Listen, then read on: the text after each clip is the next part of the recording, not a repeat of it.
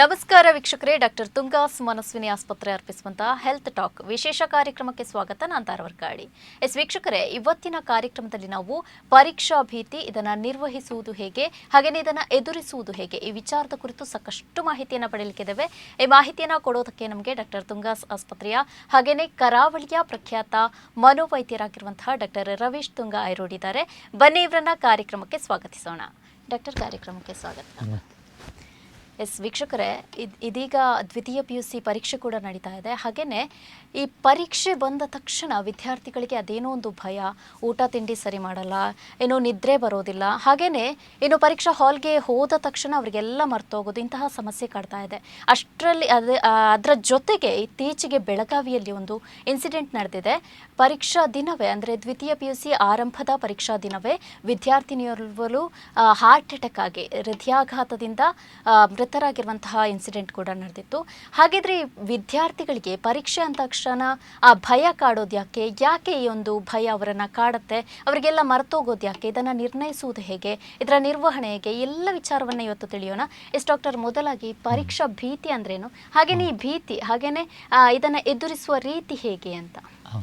ಈ ಪರೀಕ್ಷಾ ಭೀತಿ ಅಂತೇಳಿ ಇರುವುದು ಸಾಮಾನ್ಯವಾಗಿ ಎಲ್ಲ ಪರೀಕ್ಷೆಗಳಲ್ಲೂ ಇರ್ತದೆ. ಅದು ಕೂಡ ಸ್ಪರ್ಧಾತ್ಮಕ ಪರೀಕ್ಷೆ ಅಂದರೆ ಕಾಂಪಿಟೇಟಿವ್ ಎಕ್ಸಾಮ್ಸ್ ಮತ್ತು ಈ ಬೋರ್ಡ್ ಎಕ್ಸಾಮ್ಸ್ ಅಂತ ನಾವೇನು ಹೇಳ್ತೇವೆ, PUC, SSLC ಅಥವಾ ದೊಡ್ಡ ಪರೀಕ್ಷೆಗಳು, ಅದು ಯೂನಿವರ್ಸಿಟಿ ಪರೀಕ್ಷೆಗಳು, ಅದರಲ್ಲೇ ಬರುವಾಗ ಅಲ್ಲಿ ಇವ್ಯಾಲ್ಯೂಯೇಷನ್ಸ್ ಬೇರೆ ಕಡೆ ಮಾಡ್ತಾರೆ ಮತ್ತು ನಮ್ಮ ನಿರೀಕ್ಷೆಗಳು ತುಂಬ ಇರ್ತವೆ.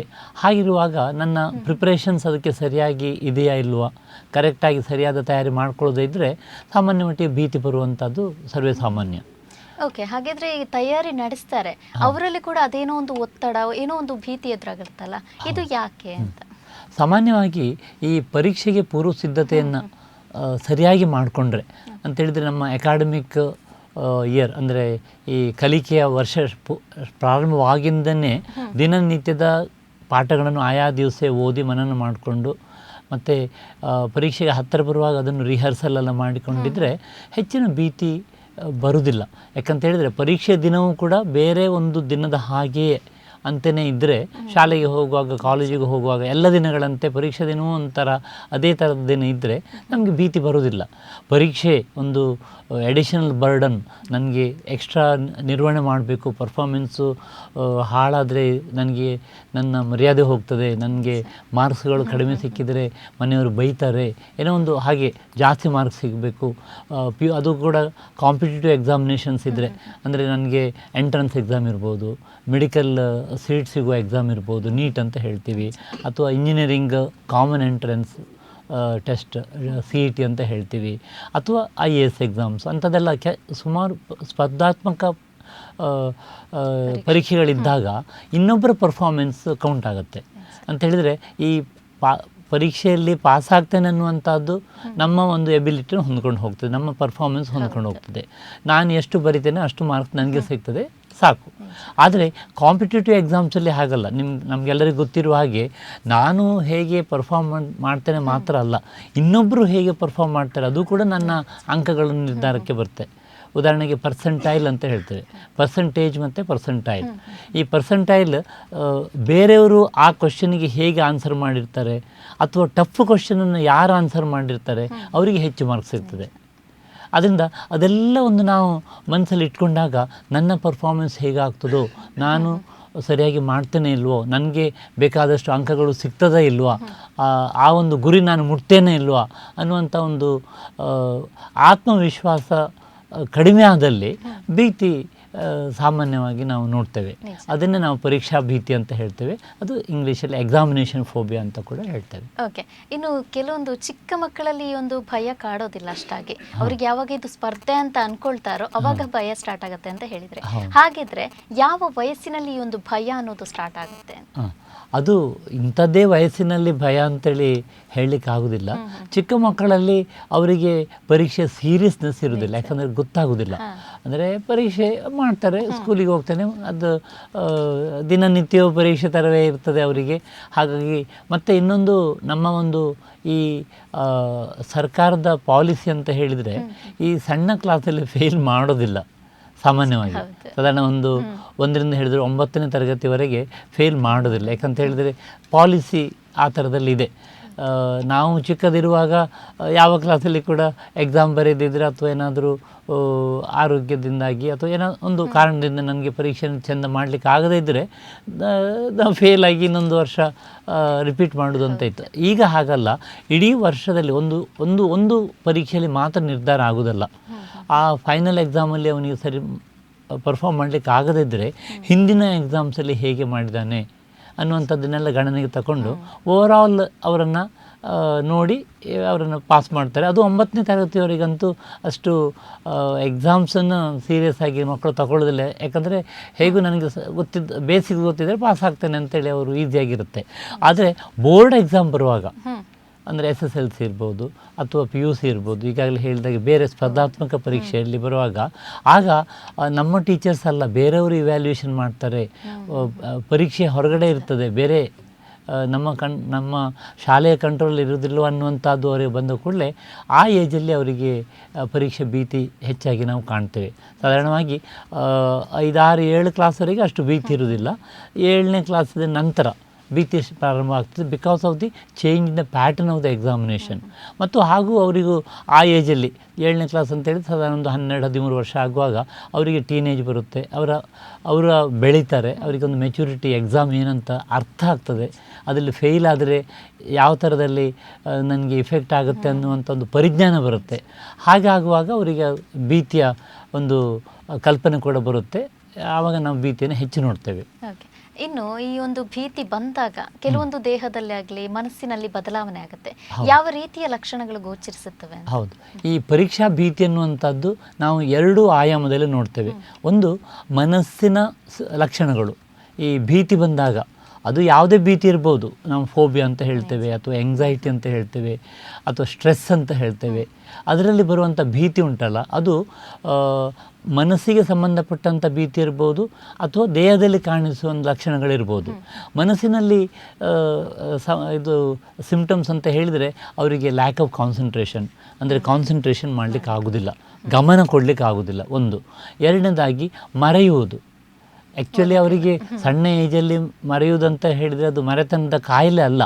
ಅವರಿಗೆ ಎಂಗ್ಸೈಟಿಯಿಂದಾಗಿ, ಒತ್ತಡದಿಂದಾಗಿ ಅವರು ಏನು ಕಲ್ತಿರ್ತಾರೆ, ಏನು ಓದಿರ್ತಾರೆ ಅದು ಅವರಿಗೆ ಆ ಒಂದು ಟೈಮಲ್ಲಿ ಬರುವುದಿಲ್ಲ. ನನ್ನ ಮಗ ಅಷ್ಟು ಓದಿದ್ದಾನೆ, ನನ್ನ ಮಗ ಇಡೀ ವರ್ಷ ಓದಿದ್ದಾನೆ ಡಾಕ್ಟ್ರೇ, ಈಗ ಎಕ್ಸಾಮ್ ಹತ್ರ ಬರುವಾಗ ಅವನಿಗೆಲ್ಲ ಮರ್ತು ಹೋಗ್ತದೆ. ನನಗೆ ಎಕ್ಸಾಮ್ ಹಾಲಿಗೆ ಹೋದಾಗ ಕೆಲವು ವಿದ್ಯಾರ್ಥಿಗಳು ಹೇಳಿದ್ರು, ನಾನೆಲ್ಲ ಅಷ್ಟು ಚೆಂದ ಓದಿದ್ದೇನೆ ಡಾಕ್ಟ್ರೇ, ಎಕ್ಸಾಮ್ ಹಾಲಿಗೆ ಹೋದರೆ ನನಗೆಲ್ಲ ಬ್ಲ್ಯಾಂಕ್ ಆಗ್ತದೆ ಅಂತ. ಅದು ಆ್ಯಕ್ಚುಲಿ ಅದು ನಿಜವಾದ ಮರೆವು ಅಲ್ಲ. ಅವರಿಗೆ ಅದು ಓದಿರ್ತಾರೆ, ಅವರಿಗೆ ಗೊತ್ತಿರ್ತದೆ. ಆದರೂ ಆ ಎಕ್ಸಾಮ್ ಹಾಲಲ್ಲಿ ಆ ಒಂದು ಒತ್ತಡದಿಂದಾಗಿ, ಸ್ಟ್ರೆಸ್ಸಿಂದಾಗಿ ಅವರಿಗೆ ಅದು ರಿಕಾಲ್ ಮಾಡಲಿಕ್ಕೆ ಆಗೋದಿಲ್ಲ. ನಾವು ನೆನಪು ಅಂತ ಹೇಳುವಾಗ ನಾವು 3 ಸ್ಟೆಪ್ಸನ್ನು ನೋಡ್ತೇವೆ. ನಾವು ಓದಿದ್ದು ಅದು ಮನಸ್ಸಲ್ಲಿ ರಿಜಿಸ್ಟರ್ ಆಗಬೇಕು, ರಿಜಿಸ್ಟ್ರೇಷನ್ ಪ್ರೋಸೆಸ್, ಗ್ರಹಣ ಶಕ್ತಿಯನ್ನು ಹೇಳ್ತೇವೆ, ಗ್ರಹಿಸುವುದು. ಅದು ನಾನು ಸರಿಯಾಗಿ ಅಟೆನ್ಷನ್ ಕಾನ್ಸಂಟ್ರೇಷನ್ ಓದ್ತೇನೆ, ಅದು ಒಳಗಿರಬೇಕು. ಮತ್ತು ರಿಟೇನ್ ಆಗಬೇಕು, ಅಲ್ಲಿ ಉಳಿಬೇಕಾದ್ರೆ ನಮಗೆ ಬುದ್ಧಿವಂತಿಕೆ, IQ ಬೇಕು, ಇಂಟೆಲಿಜೆನ್ಸ್ ಅಂತ ಏನು ಹೇಳ್ತಾರೆ ಅದು ಬೇಕು. ಮತ್ತು ಹಾಗೂ ರಿಕಾಲ್ ಅಂತೇಳಿ ನಾನು ಓದಿದ್ದನ್ನು ನಾನು ನೆನಪಿಗೆ, ಅದು ಎಕ್ಸಾಮ್ ಹಾಲಲ್ಲಿ ಆಗಲಿ ಅಥವಾ ಬರೆಯುವಾಗ ಆಗಲಿ ಅಥವಾ ನೀವು ವೈವೌಸಿಯಲ್ಲಿ ಪ್ರಶ್ನೆ ಕೇಳುವಾಗ ಅದು ಬರಬೇಕು, ನನಗೆ ಗೊತ್ತಿದ್ದನ್ನು ಎಕ್ಸ್ಪ್ರೆಸ್ ಮಾಡಲಿಕ್ಕೆ ಆಗಬೇಕು. ಈ 3 ಹಂತಗಳು ಇರ್ತವೆ. ಅದರಲ್ಲಿ ಯಾವುದೇ ಹಂತದಲ್ಲಿ ತೊಂದರೆ ಆದರೂ ಕೂಡ ನಮಗೆ ಮನಸ್ಸಿಗೆ ನೆನಪು ಕಮ್ಮಿ ಆಗಿದೆ, ಓದಿದ್ದು ನೆನಪಿರುವುದಿಲ್ಲ ಅನ್ನುವಂಥದ್ದು. ಹಾಗೂ ಈ ಒಂದು ಮನಸ್ಸಿಗೆ ಭೀತಿಯ ಲಕ್ಷಣ ಅಂತ ಹೇಳಿದರೆ ಅವರಿಗೆ ಅದು ಹೆದರಿಕೆ, ಇಂಟರ್ನಲ್ ಫಿಯರ್, ಗಾಬರಿ ಆಗುವಂಥದ್ದು, ಹೆದರಿಕೆ, ಏನಾಗ್ತದೆ ಅನ್ನುವಂಥ ಒಂದು ಮನಸ್ಸಿನ ಆತಂಕ ಅಂತ ಹೇಳ್ತೇವೆ, ಅದು ಕೂಡ ಒಂದು ಈ ಭೀತಿಯ ಸಿಂಪ್ಟಮ್ಸ್. ಹಾಗೂ ದೇಹದ ಮೇಲಿನ ಕೆಲವು ಕೂಡ ಪರಿಣಾಮ ಬೀರ್ತದೆ ಅಂತ ಹೇಳಿದರೆ ಈ ಪರೀಕ್ಷೆಯ ಒತ್ತಡ ಅಥವಾ ಯಾವುದೇ ರೀತಿಯ ಸ್ಟ್ರೆಸ್ ನಮಗೆ ಮನಸ್ಸಲ್ಲಿ ಆದಾಗ ನಮ್ಮ ಮೆದುಳಿನಲ್ಲಿ ಈ ರಾಸಾಯನಿಕ ವಸ್ತುಗಳ ಬದಲಾವಣೆ ಆಗ್ತದೆ. ಅದಕ್ಕೆ ನಾವು ನಮ್ಮ ಮೆಡಿಕಲ್ ಇದರಲ್ಲಿ ಹೇಳೋದಾದರೆ ಲಿಂಬಿಕ್ ಸಿಸ್ಟಮ್, LHP ಆ್ಯಕ್ಸಿಸ್ ಅಂತ ಹೇಳ್ತೇವೆ. Limbic system, hypothalamo pituitary adrenal axis ಅಂತ ಹೇಳಿದರೆ ಈ ನಮ್ಮ ಮನಸ್ಸಿನಲ್ಲಿ ಲಿಂಬಿಕ್ ಸಿಸ್ಟಮ್ನ ಒತ್ತಡ ಸ್ಟಾರ್ಟ್ ಆದಾಗ ಅದು ಕಡೆಗೆ ಅದು ಅಡ್ರಿನಲ್ ಗ್ಲ್ಯಾಂಡ್ ಮೇಲೆ ಎಫೆಕ್ಟ್ ಆಗುತ್ತೆ, ಅದು ಎಂಡೋಕ್ರೈನ್ ಗ್ಲ್ಯಾಂಡ್. ಅಲ್ಲಿ ಕಾರ್ಟಿಸಾಲ್ ಸೆಕ್ರೇಷನ್ ಎಡ್ರಿನಾಲಿನ್ ಸೆಕ್ರೇಷನ್ ಜಾಸ್ತಿ ಆದಾಗ ಅದು ನಮ್ಮ ರಕ್ತಕ್ಕೆ ಸೇರಿಕೊಳ್ತದೆ. ಸಿಂಪಥೆಟಿಕ್ ಆ್ಯಕ್ಟಿವಿಟಿ ಓವರ್ ಆ್ಯಕ್ಟಿವಿಟಿ ಆಗ್ತದೆ. ಆವಾಗ ಎದೆ ಬಡಿತ ಸ್ಟಾರ್ಟ್ ಆಗೋದು, ಹೊಟ್ಟೆಯಲ್ಲಿ ಏನೋ ಒಂದು ಬಟರ್ಫ್ಲೈ ಸೆನ್ಸೇಷನ್ ಆಗೋದು, ಕೈಯಲ್ಲೆಲ್ಲ ಒಂದು ಗೂಸ್ಬೆರಿ ಅಂತ ಹೇಳ್ತೇವಲ್ಲ ಎಲ್ಲ ರೋಮ ನೆಟ್ಟಗಾಗೋದು, ಮತ್ತು ಏದುಸಿರು ಬರೋದು, ಎದೆಯಲ್ಲಿ ಏನೋ ಒಂದು ಕಟ್ಟಿದಾಗ ಆಗೋದು, ಡ್ರೈನೆಸ್ ಆಗೋದು, ನನಗೇನು ಹೇಳಬೇಕಂತ ಅನಿಸುತ್ತೆ ಬರೋದಿಲ್ಲ, ಡ್ರೈ ಆಗುತ್ತೆ. ಇದೆಲ್ಲ ದೈಹಿಕ ಸಿಂಪ್ಟಮ್ಸ್. ಅಥವಾ ಕೆಲವರಿಗೆ ಒತ್ತಡ ಜಾಸ್ತಿ ಆದರೆ, ನಾಳೆ ಎಕ್ಸಾಮ್ ಇದೆ, ನಾಳೆ ನನಗೆ ಒಂದು ಇಂಟರ್ವ್ಯೂ ಫೇಸ್ ಮಾಡಲಿಕ್ಕಿದೆ, ಹೇಗೆ ಮಾಡ್ತೇನೋ, ಅಲ್ಲಿ ನಾನು ಇಂಟರ್ವ್ಯೂ ಸರಿ ಮಾಡದಿದ್ದರೆ ನನಗೆ ಕೆಲಸ ಸಿಕ್ಕಲಿಕ್ಕಿಲ್ಲ, ಅದು ತಲೆಗೆ ಬಂದಾಗ ಅವರಿಗೆ ಹೆಚ್ಚು ಸಲ ಮೂತ್ರಕ್ಕೆ ಹೋಗುವಂತ ಅನಿಸೋದು, ಪಾಯ್ಖಾನೆ ಜಾಸ್ತಿ ಹೋಗೋದು. ಆ್ಯಕ್ಚುಲಿ ಅವರ ಇಂಟೆಸ್ಟೈನ್ಸ್ ಎಲ್ಲ ಸರಿ ಇರ್ತದೆ, ಆದರೂ ಕೂಡ ಈ ಒಂದು ಹೆದರಿಕೆಯಿಂದಾಗಿ ಉತ್ಪತ್ತಿ ಆಗುವಂಥ ಒಂದು ಎಡ್ರಿನಾಲಿನ್ ಸಿಂಪಥೆಟಿಕ್ ಓವರ್ ಆ್ಯಕ್ಟಿವಿಟಿ ಏನುಂಟು, ಅದರಿಂದಾಗಿ ಪದೇ ಪದೇ ನಾವು ಇರಿಟೇಬಲ್ ಬಾಯಲ್ಸ್ ಅಂತ ಹೇಳ್ತೇವೆ. ಅದು ಹಾಗಾಗಿ ಅವರಿಗೆ ಗಡಿ ಪಾಯ್ಖಾನೆಗೆ ಹೋಗುವಂತ ಅನಿಸೋದು, ಹೋಗ್ತಾರೆ, ಸ್ವಲ್ಪ ಮಾಡ್ತಾರೆ, ಬರ್ತಾರೆ, ಹಾಗೆ ಪದೇ ಪದೇ ಆಗುವಂಥದ್ದು. ಹಾಗೂ ಈ ಡ್ರೈ ಆಗುವಂಥದ್ದು, ಇಂಥದ್ದೆಲ್ಲ ನಿದ್ರೆ ಬರದೇ ಇರುವಂಥದ್ದು, ಊಟ ಸೇರದೇ ಇರುವಂಥದ್ದು. ಇವಾಗಲೇ ನೀವು ಹೇಳಿದಿರಿ ಮೇಡಮ್, ಈ ಪರೀಕ್ಷೆ ಮುಂಚಿನ ದಿವಸ ಮಕ್ಕಳು ಊಟ ಮಾಡೋದಿಲ್ಲ, ಮಕ್ಕಳು ನಿದ್ರೆ ಮಾಡೋದಿಲ್ಲ, ಅದು ಕೂಡ ಈ ಒಂದು ಭೀತಿಯ ಪರೀಕ್ಷಾ ಭೀತಿಯ ಸಿಂಪ್ಟಮ್ಸ್. ಓಕೆ, ಹಾಗಿದ್ರೆ ಈ ಒಂದು ಭೀತಿ ಬರಲಿಕ್ಕೆ ಕಾರಣಗಳು ಏನೇನು ಅಂತ? ಈ ಪರೀಕ್ಷೆಗೆ ಸಂಬಂಧಪಟ್ಟಂಥ ಭೀತಿ ಬರಲಿಕ್ಕೆ ಸ್ಪೆಸಿಫಿಕ್ ಆದ ಕಾರಣ ಉಂಟು. ಸಾಮಾನ್ಯವಾಗಿ ಫೋಬಿಯಾ, ಭೀತಿ, ಎಂಗ್ಸೈಟಿ ಅಂತ ಹೇಳಿದರೆ ಅದಕ್ಕೆ ಅವರವರ ಒಂದು ನೇಚರ್ ಕಾರಣ ಇರುತ್ತೆ. ಈ ಪರೀಕ್ಷೆ ಭೀತಿ ಅಂತ ಹೇಳುವಾಗ ಅದಕ್ಕೆ ತಕ್ಕದಾದ ಪ್ರಿಪರೇಷನ್ಸ್ ಮಾಡಿರ್ತಾರೆ ಇಲ್ವಾ, ಅದು ಪ್ರಿಪರೇಷನ್ಸ್ ಸರಿಯಾಗಿ ಇಲ್ಲದೇ ಇದ್ದರೆ, ಇನ್ಎಡೆಕ್ವೇಟ್ ಪ್ರಿಪ್ರೇಷನ್ಸ್ ಇದ್ದರೆ ಅದು ಭೀತಿಗೆ ಕಾರಣ ಆಗುತ್ತೆ. ಅಥವಾ ಅವರ ಒಂದು ನಿರೀಕ್ಷೆ ಏನುಂಟು, ಎಕ್ಸ್ಪೆಕ್ಟೇಷನ್ಸ್, ನನ್ನಿಂದ ಈ ಪರೀಕ್ಷೆಯಲ್ಲಿ ಒಳ್ಳೆ ರೀತಿಯ ಪರ್ಫಾರ್ಮೆನ್ಸ್ ಬರದೇ ಇದ್ದರೆ ಅದು ಏನಾಗುತ್ತಾ, ನನಗೆ ಇಷ್ಟು ಮಾರ್ಕ್ಸ್ ಬರಬೇಕು, ನನ್ನ ಮನೆಯವರು ಇಷ್ಟು ಎಕ್ಸ್ಪೆಕ್ಟ್ ಮಾಡ್ತಾರೆ, ಎಕ್ಸ್ಪೆಕ್ಟೇಷನ್ಸ್. ಅದೆಲ್ಲ ರಿಯಲಿಸ್ಟಿಕ್ ಎಕ್ಸ್ಪೆಕ್ಟೇಷನ್ಸ್ ಇದ್ದರೆ ಪರವಾಗಿಲ್ಲ. ಕೆಲವು ಟೈಮ್ ಏನಾಗುತ್ತೆ ಅಂದರೆ ಅನ್ರಿಯಲಿಸ್ಟಿಕ್. ಅಂದರೆ ಈಗ ನಾನು ಒಂದು 50-60 ಮಾರ್ಕ್ಸ್ ತಗೊಳ್ಳೋ ವಿದ್ಯಾರ್ಥಿ, ಒಂದು ಫಸ್ಟ್ ಕ್ಲಾಸ್ ಬರ್ತೇನೆ ಕಷ್ಟದಲ್ಲಿ, 60-65% ಬರುವಂಥ ಒಂದು ಅಷ್ಟಕ್ಕೆ ಇರುವಂಥ ಒಂದು ಬುದ್ಧಿಶಕ್ತಿ ನನ್ನಲ್ಲಿದ್ದರೆ, ನನ್ನ ಒಂದು ನಿರೀಕ್ಷೆ ಜಾಸ್ತಿ, ಅಥವಾ ನನ್ನ ಮನೆಯವರ ನಿರೀಕ್ಷೆ, ಸಾಧಾರಣವಾಗಿ ಪೇರೆಂಟ್ಸ್ ನಿರೀಕ್ಷೆಯನ್ನು ತುಂಬ ಮಾಡ್ತಾರೆ. ನನ್ನ ಮಗ ಫಸ್ಟ್ ಬರಬೇಕು, ನನ್ನ ಮಗ ರ್ಯಾಂಕ್ ಬರಬೇಕು, ನನ್ನ ಮಗ ಮೆಡಿಕಲಿಗೆ ಹೋಗಬೇಕು, ಇಂಜಿನಿಯರಿಂಗ್ ಹೋಗಬೇಕು, ಅಥವಾ ಲಾಯರ್ ಆಗಬೇಕು, ಹಾಗೆ ಒಂದು ಅವ್ರು ಗುರಿ ಇಟ್ಕೊಳ್ತಾರೆ. ಆದರೆ ಕೆಲವು ಟೈಮ್ ಮಕ್ಕಳು ಆ ನಿರೀಕ್ಷೆಯನ್ನು ಅವರ ಮೇಲೆ ಒತ್ತಡ ಹಾಕಿದಾಗ, ಅವರ ಮೇಲೆ ಅದನ್ನು ಹೇರಿದಾಗ ಅವರಿಗೆ ಅದು ಒತ್ತಡ ಆಗುತ್ತೆ. ಸೊ ಆ ರಿಯಲಿಸ್ಟಿಕ್ ಎಕ್ಸ್ಪೆಕ್ಟೇಷನ್, 60-65 ಮಾರ್ಕ್ಸ್ ಬರೋವರಿಗೆ 90-95 ತೆಗಿಬೇಕು ಅಂತ ಹೇಳಿದರೆ ಹೇಗಾಗುತ್ತೆ? ಅದು ಆಗೋದಿಲ್ಲ. ಅವರವರ ಒಂದು ಕೆಪ್ಯಾಸಿಟಿನ ಹೊಂದ್ಕೊಂಡು ಹೋಗುತ್ತೆ. ಅದೆಲ್ಲ ಒಂದು ಅನ್ರಿಯಲಿಸ್ಟಿಕ್ ಎಕ್ಸ್ಪೆಕ್ಟೇಷನ್ಸ್, ಮತ್ತು ಪೂರ್ವ ಸಿದ್ಧತೆ ಕಡಿಮೆ ಇರೋದು, ಮತ್ತು ಪ್ರತಿಯೊಬ್ಬರ ಒಂದು ನೇಚರ್. ಕೆಲವರಿಗೆ ಎಂತ ಇದ್ದರೂ ಕೂಡ ಅದು ನಾನು ಮಾಡ್ತೇನೆ ಅಂತ ಒಂದು ಆತ್ಮವಿಶ್ವಾಸ ಇರುತ್ತೆ, ಧೈರ್ಯ ಇರುತ್ತೆ. ಹಾಗಾಗಿ ಅವರಲ್ಲಿ ನಾವು ಭೀತಿಯನ್ನು ಕಾಣೋದಿಲ್ಲ. ಕೆಲವರಲ್ಲಿ ಅವರಿಗೆ ಒಂದು ಸೆನ್ಸಿಟಿವ್ನೆಸ್, ತುಂಬ ಸೂಕ್ಷ್ಮ ಇರುವಂಥ ಒಂದು ಕೆಲವು ವ್ಯಕ್ತಿಗಳಿರ್ತಾರೆ, psychologically they are not so strong. ಅಂಥವರಲ್ಲಿ ನಾವು ಭೀತಿಯನ್ನು ಹೆಚ್ಚು ಕಾಣ್ತೇವೆ.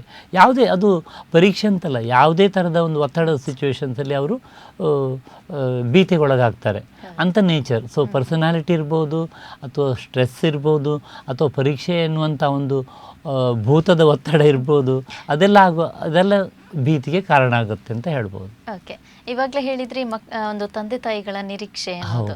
ಹಾಗಿದ್ರೆ ಈ ತಂದೆ ತಾಯಿಗಳ ನಿರೀಕ್ಷೆ ಇರ್ಬೋದು, ಇಲ್ಲ ಟೀಚರ್ಸ್ಗಳ ನಿರೀಕ್ಷೆ ಅನ್ನೋದು ಎಷ್ಟರ ಮಟ್ಟಿಗೆ ಒಂದು ಮಗುವಿನ ಮೇಲೆ ಪ್ರಭಾವ ಬೀರುತ್ತೆ ಅಂತ? ಅದು ತುಂಬ ಪ್ರಭಾವ ಬೀರುತ್ತೆ.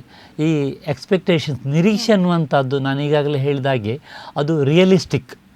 ಅಂದರೆ ಅವರಿಗೆ ಸಾಧ್ಯ ಆಗುವಂಥ ಒಂದು ನಿರೀಕ್ಷೆ ನಾವು ಇಟ್ಕೊಂಡ್ರೆ ಅದು ನೀವು ಹೇಳಿದಾಗೆ ಆ ವಿದ್ಯಾರ್ಥಿಗೂ ಇರ್ಬೋದು, ಪೋಷಕರಿಗೂ ಇರ್ಬೋದು, ಅಥವಾ ಟೀಚರ್ಸಿಗೆ ಇರ್ಬೋದು. ಅವರು ಈ ಪರೀಕ್ಷೆಯಿಂದ ಈ ಥರ ಪರ್ಫಾರ್ಮೆನ್ಸ್ ಬರಬೇಕು ಅನ್ನುವಂಥ ಒಂದು ನಿರೀಕ್ಷೆ, ಅದು ರಿಯಲಿಸ್ಟಿಕ್ ನಿರೀಕ್ಷೆ ಇದ್ದರೆ, ರಿಯಲಿಸ್ಟಿಕ್ ಎಕ್ಸ್ಪೆಕ್ಟೇಷನ್ ಇದ್ದರೆ ಅದು ಒತ್ತಡ ಆಗಿ ಪರಿಣಮಿಸುವುದಿಲ್ಲ. ಅನ್ರಿಯಲಿಸ್ಟಿಕ್, ಅವನಿಗೆ ಸಾಮರ್ಥ್ಯಕ್ಕೂ ಮೀರಿ ನಾವು ನಿರೀಕ್ಷೆ ಮಾಡಿದರೆ ನನ್ನ ಮಗ ಇಷ್ಟು ಬರಲೇಬೇಕು, ಅವನಿಗೆ 95 ಬರಲೇಬೇಕು, ಅವನಿಗೆ ರ್ಯಾಂಕ್ ಬರಲೇಬೇಕು, ಅವನು ಈ ಸಲ ಮೆಡಿಕಲ್ ಮಾಡಲೇಬೇಕು, ನೀಟ್ ಎಕ್ಸಾಮಲ್ಲಿ ಇಷ್ಟು ರ್ಯಾಂಕ್ ಬರಲೇಬೇಕು, ಇಷ್ಟು ರ್ಯಾಂಕ್ ಸಿಗದೇ ಇದ್ದರೆ ಅವನಿಗೆ ಮಂಗಳೂರಲ್ಲಿ ಕಾಲೇಜಲ್ಲಿ ಸೀಟ್ ಸಿಗೋದಿಲ್ಲ, ಎಲ್ಲೆಲ್ಲಿಯೋ ಹೋಗಬೇಕು. ಅದೆಲ್ಲ ಅವರು ತಂದೆ ತಾಯಿಗಳು ತುಂಬ ಥಿಂಕ್ ಮಾಡಿ, ಓವರ್ ಎಕ್ಸ್ಪೆಕ್ಟೇಷನ್ ಮಾಡಿ, ಓವರ್ ಥಿಂಕಿಂಗ್ ಮಾಡಿ, ಆ ಒತ್ತಡವನ್ನು ಅದನ್ನು ಅವರ ಒಂದು ಏನು ನಿರೀಕ್ಷೆ ಉಂಟು ಅದನ್ನು ಮಕ್ಕಳ ಮೇಲೆ ಹೇರಿದಾಗ ಅದು ಒತ್ತಡವಾಗಿ ಪರಿಣಮಿಸ್ತದೆ. ಹಾಗೆ ನಿರೀಕ್ಷೆ ಅನ್ನುವಂಥದ್ದು ನನ್ನ ಸಲಹೆ ಅಂತ ಹೇಳಿದರೆ ರಿಯಲಿಸ್ಟಿಕ್ ಅಂತ ಹೇಳಿದರೆ ಅವರಿಗೆ ಸಾಧ್ಯ ಆಗುವಂಥ ನಿರೀಕ್ಷೆನ ನಾವು ಇಟ್ಕೊಂಡ್ರೆ ಅದು ಫಲ ಕೊಡ್ತದೆ, ಇಲ್ಲದಿದ್ದರೆ ಅದು ವ್ಯತಿರಿಕ್ತವಾಗಿ ಪರಿಣಮಿಸ್ತದೆ. ಹೌದು. ಈಗ ಅಂದರೆ ಸ್ಪರ್ಧಾತ್ಮಕ ಜಗತ್ತು ಇದು, ಸ್ಪರ್ಧಾತ್ಮಕ ಜಗತ್ತು ಹಾಗೇನೆ ಒಂದು ಸೋಷಿಯಲ್ ಮೀಡಿಯಾ ಇಂಥ ಭೀತಿಯಲ್ಲಿ ಎಷ್ಟರ ಮಟ್ಟಿಗೆ ಪರಿಣಾಮ ಬೀರುತ್ತೆ, ಇದು ಹೆಚ್ಚಿಸುತ್ತಾ ಭೀತಿಯನ್ನು ಹೇಗೆ ಅಂತ? ಮೇಡಮ್, ನೀವೊಂದು ಉತ್ತಮ ಪ್ರಶ್ನೆ ಕೇಳಿದಿರಿ. ಈಗಿನ ಒಂದು ಪ್ರಚಲಿತದಲ್ಲಿ ಅದು ನಾವು ಸೋಷಿಯಲ್ ಮೀಡಿಯಾದ ಯೂಸೇಜ್ ಜಾಸ್ತಿ ಕಾಣ್ತೇವೆ. ಯಾಕಂತ ಹೇಳಿದ್ರೆ ಮೊಬೈಲ್ ಯೂಸೇಜ್ ಮತ್ತು ಈ ಕೊರೋನಾದ ನಂತರ, ಕೊರೋನಾದ ಮುಂಚೆ ನಾವೇ ಹೇಳ್ತಿದ್ವಿ ಮಕ್ಕಳಿಗೆ ಇದು ಸೋಷಿಯಲ್ ಮೀಡಿಯಾದ ಅವಶ್ಯಕತೆ ಇಲ್ಲ, ಅದು ಬೇಡ ಇದು ಬೇಡ ಅಂತ ಹೇಳ್ತಾ ಇದ್ವಿ. ಆದರೆ ಕೊರೋನಾ ಬಂದಾಗ ಏನಾಯಿತು, ನಾವು ಅವರನ್ನು ಬಿಕಾಸ್ ಆಫ್ ಆವಾಗ ಪರಿಸ್ಥಿತಿ ಹಾಗೆ ಇತ್ತು. ಅಂದರೆ ಶಾಲೆಗೆ ಹೋಗುವ ಪರಿಸ್ಥಿತಿ ಇರಲಿಲ್ಲ, ಕಾಲೇಜಿಗೆ ಹೋಗೋ ಪರಿಸ್ಥಿತಿ ಇರಲಿಲ್ಲ, ಅವರು ಮನೆಯಲ್ಲೇ ಕೂತ್ಕೊಂಡು ಮೊಬೈಲು ಅಥವಾ ಲ್ಯಾಪ್ಟಾಪ್ ಅದರ ಎದುರುಗಡೆ ಅದು ಯೂಸೇಜ್ ಜಾಸ್ತಿ ಆದಾಗೆ ಅವರ ಕೈಯಲ್ಲಿ ಮೊಬೈಲ್ ಸಿಕ್ಕಿದಾಗ ಅದನ್ನು ಜಾಸ್ತಿ ಯೂಸ್ ಮಾಡ್ತಾರೆ. ಅಂದರೆ ಯೂಸ್ ಇದ್ದದ್ದು ಅಬ್ಯೂಸ್ ಆಗುತ್ತೆ. ಈಗ ಉದಾಹರಣೆಗೆ ನಾವು ಹೇಳ್ತೇವಲ್ಲ, ಮಂಗನ ಕೈಯಲ್ಲಿ ಬಾಳೆಹಣ್ಣು ಕೊಟ್ಟರೆ ಉಪವಾಸ ಮಾಡಂತ ಹೇಳಿದರೆ ಮಾಡ್ತಾವ? ಅದು ಎಷ್ಟೊತ್ತಿಗೆ ತಿನ್ನದಂತ ಕಾಯ್ತಾ ಇರ್ತವೆ. ಹಾಗೆ ನಾವು ಅವರಿಗೆ ಮೊಬೈಲ್ ಕೊಟ್ಟು ಆ ಕೊರೋನಾ ಪೀರಿಯಡಲ್ಲಿ ಅಭ್ಯಾಸ ಮಾಡಿಸಿ, ಮತ್ತು ಕೊರೋನಾ ಎಲ್ಲ ಆಗಿ ಲಾಕ್ಡೌನೆಲ್ಲ ಆಗಿ ಕಾಲೇಜಿಗೆ ಅವ್ರಿಗೆ ಹೋಗ್ಲಿಕ್ಕೆ ಶುರು ಮಾಡಿದ ಮೇಲೆ ನೀನು ಮೊಬೈಲ್ ಯೂಸ್ ಮಾಡಬಾರ್ದು, ಅದು ಲ್ಯಾಪ್ಟಾಪ್ ಯೂಸ್ ಮಾಡಲೇಬಾರ್ದು ಅಂತ ಹೇಳಿದರೆ ಸಡನ್ನಾಗಿ ಅವರಿಗೆ ಅದು ಆ ಒಂದು ಪರಿಸ್ಥಿತಿಗೆ ಹೊಂದ್ಕೊಳ್ಳಿಕ್ಕೆ ಆಗೋದಿಲ್ಲ. ಹಾಗೆ ಅವರು ಓದುವಾಗ ಮೊಬೈಲಲ್ಲಿ ಬರೀ ಓದಿಕೆ ಮಾಡೋದಿಲ್ಲ, ಅದರೊಟ್ಟಿಗೆ ಯೂಟ್ಯೂಬು ಅದು ಇದು ಅಂತೇಳಿ ಎಲ್ಲ ಜಾಸ್ತಿ ಅಂದರೆ ಅಗತ್ಯಕ್ಕಿಂತ ಹೆಚ್ಚು ಅವರು ಬಳಸ್ತಾರೆ. ಆವಾಗ ಅದು ಅಬ್ಯೂಸ್ ಆಗುತ್ತೆ. ಅದು ಆ ಥರದಲ್ಲಿ ಅದು ನೆಗೆಟಿವ್ ಪರಿಣಾಮ ಬೀಳುತ್ತೆ. ಹಾಗಂತ ಮೊಬೈಲ್ ಅಲ್ಲಿ ಕಲಿಯುವಂಥದ್ದು ಅಥವಾ ಈಗ ಲರ್ನಿಂಗ್ ಅಂತ ನಾವೇನು ಹೇಳ್ತೇವೆ, ಅದು ಈ ಒಳ್ಳೆಯ ಒಂದು ದಾರಿಯಲ್ಲಿ ಹೋದರೆ ಅದು ಸೋಷಿಯಲ್ ಮೀಡಿಯಾ ಆಗಿರ್ಬೋದು, ಯೂಟ್ಯೂಬ್ ಆಗಿರ್ಬೋದು, ಅಥವಾ ಏನೇ ಆಗಿರ್ಬೋದು. ಈಗಿನ ಒಂದು ಇದರಲ್ಲಿ ಟೆಕ್ಸ್ಟ್ ಬುಕ್ಕನ್ನು ಡೌನ್ಲೋಡ್ ಮಾಡಿ ಓದುವುದು ನಾವು ನೋಡ್ತೇವೆ. ಈಗ ಪೇಪರ್ಲೆಸ್ ಯುಗದಲ್ಲಿ ಅದು ಈ ಥರದ ಒಂದು ಕಲಿಕೆ ಜಾಸ್ತಿ ಆಗ್ತಾಯಿದೆ, ಅದನ್ನು ಎನ್ಕರೇಜ್ ಮಾಡ್ತಾಯಿದ್ದೇವೆ. ಅದು ಒಳ್ಳೆಯ ಬೆಳವಣಿಗೆ. ಅದು ಮೊಬೈಲ್ ಯೂಸೇಜ್ ಅದು ಅವರಿಗೆ ಪ್ರಯೋಜನ ಆಗುತ್ತೆ ಆ ಥರದಲ್ಲಿ. ಇನ್ನೊಂದು ದೃಷ್ಟಿಯಲ್ಲಿ ಓವರ್ ಯೂಸ್ ಮಾಡಿದಾಗ, ಅಬ್ಯೂಸ್ ಮಾಡಿದಾಗ ಅದು ವ್ಯತಿರಿಕ್ತ ಪರಿಣಾಮ ಬೀಳ್ತದೆ. ಆಯ್ಕೆಗಳು ನಮ್ಮ ಕೈಯಲ್ಲಿ. ಖಂಡಿತ. ಓಕೆ, ಹಾಗಿದ್ರೆ ಈ ಒಂದು ತಕ್ಷಣಕ್ಕೆ ಭೀತಿ ಬಂದ್ರೆ ತಕ್ಷಣವಾಗಿ ಯಾವ ತಂತ್ರಗಳಿಂದ ಅದನ್ನು ಕಡಿಮೆ ಮಾಡಬಹುದು? ಸರಳ ತಂತ್ರಗಳ ಬಗ್ಗೆ ಹೇಳಿ.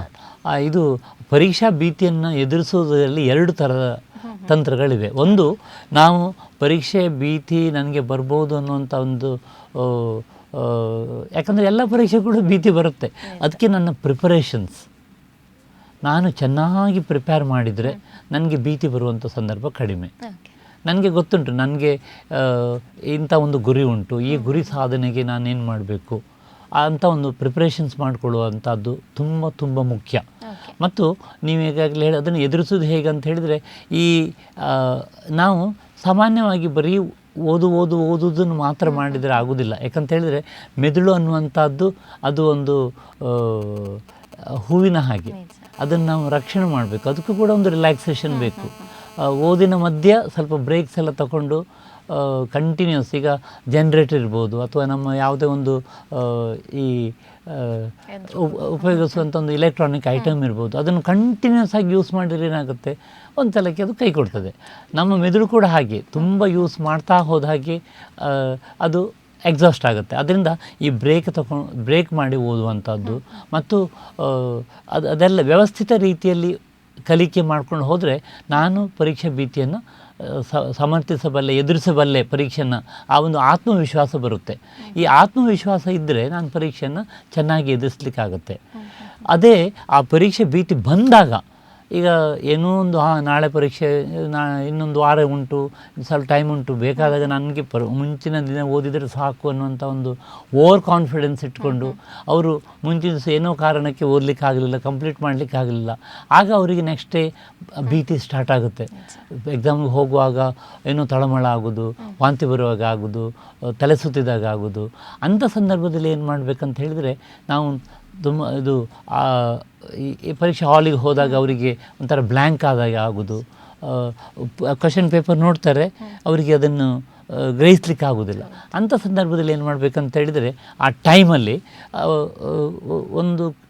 ಕೆಲವೊಂದು ಅರ್ಧ ನಿಮಿಷ, 1 ನಿಮಿಷ ಎಲ್ಲವನ್ನು ಅಲ್ಲಿ ಬದಿಗಿಟ್ಟು ಧೀರ ಶ್ವಾಸ, ಬ್ರೀದ್ ಇನ್ ಬ್ರೀದ್ ಔಟ್, ನಾವು ಪ್ರಾಣಾಯಾಮ ಅಂತ ಏನು ಹೇಳ್ತೇವೆ, ಆ ಟೆಕ್ನಿಕನ್ನು ಕಣ್ಣು ಮುಚ್ಚಿ ಮಾಡಿದರೆ ಆವಾಗ ರಿಲ್ಯಾಕ್ಸೇಷನ್ ಆಗುತ್ತೆ. ಯಾಕಂತ ಹೇಳಿದ್ರೆ 3 ಗಂಟೆ ಅವಧಿಯಲ್ಲಿ ನಾವೊಂದು 2-3 ನಿಮಿಷ ಇದಕ್ಕೆ ನಾವು ರಿಲ್ಯಾಕ್ಸೇಷನ್ಗೆ ತಗೊಂಡ್ರೆ ಮತ್ತೆ ನಮಗೆ ಮುಂದುವರಿಸ್ಲಿಕ್ಕೆ ಆಗುತ್ತೆ, ಸ್ಟಕ್ ಆಗೋದಿಲ್ಲ, ಆ ಬ್ಲ್ಯಾಂಕ್ ಆಗೋದಿಲ್ಲ. ಇಲ್ಲದಿದ್ದರೆ ಆ ಬ್ಲ್ಯಾಂಕ್ ಆಯಿತು, ನನಗೆ ಏನು ಮಾಡೋದು, ಅದು ಒಂಥರ ವಿಶೇಷ ಸೈಕಲ್ ಇದ್ದ ಹಾಗೆ.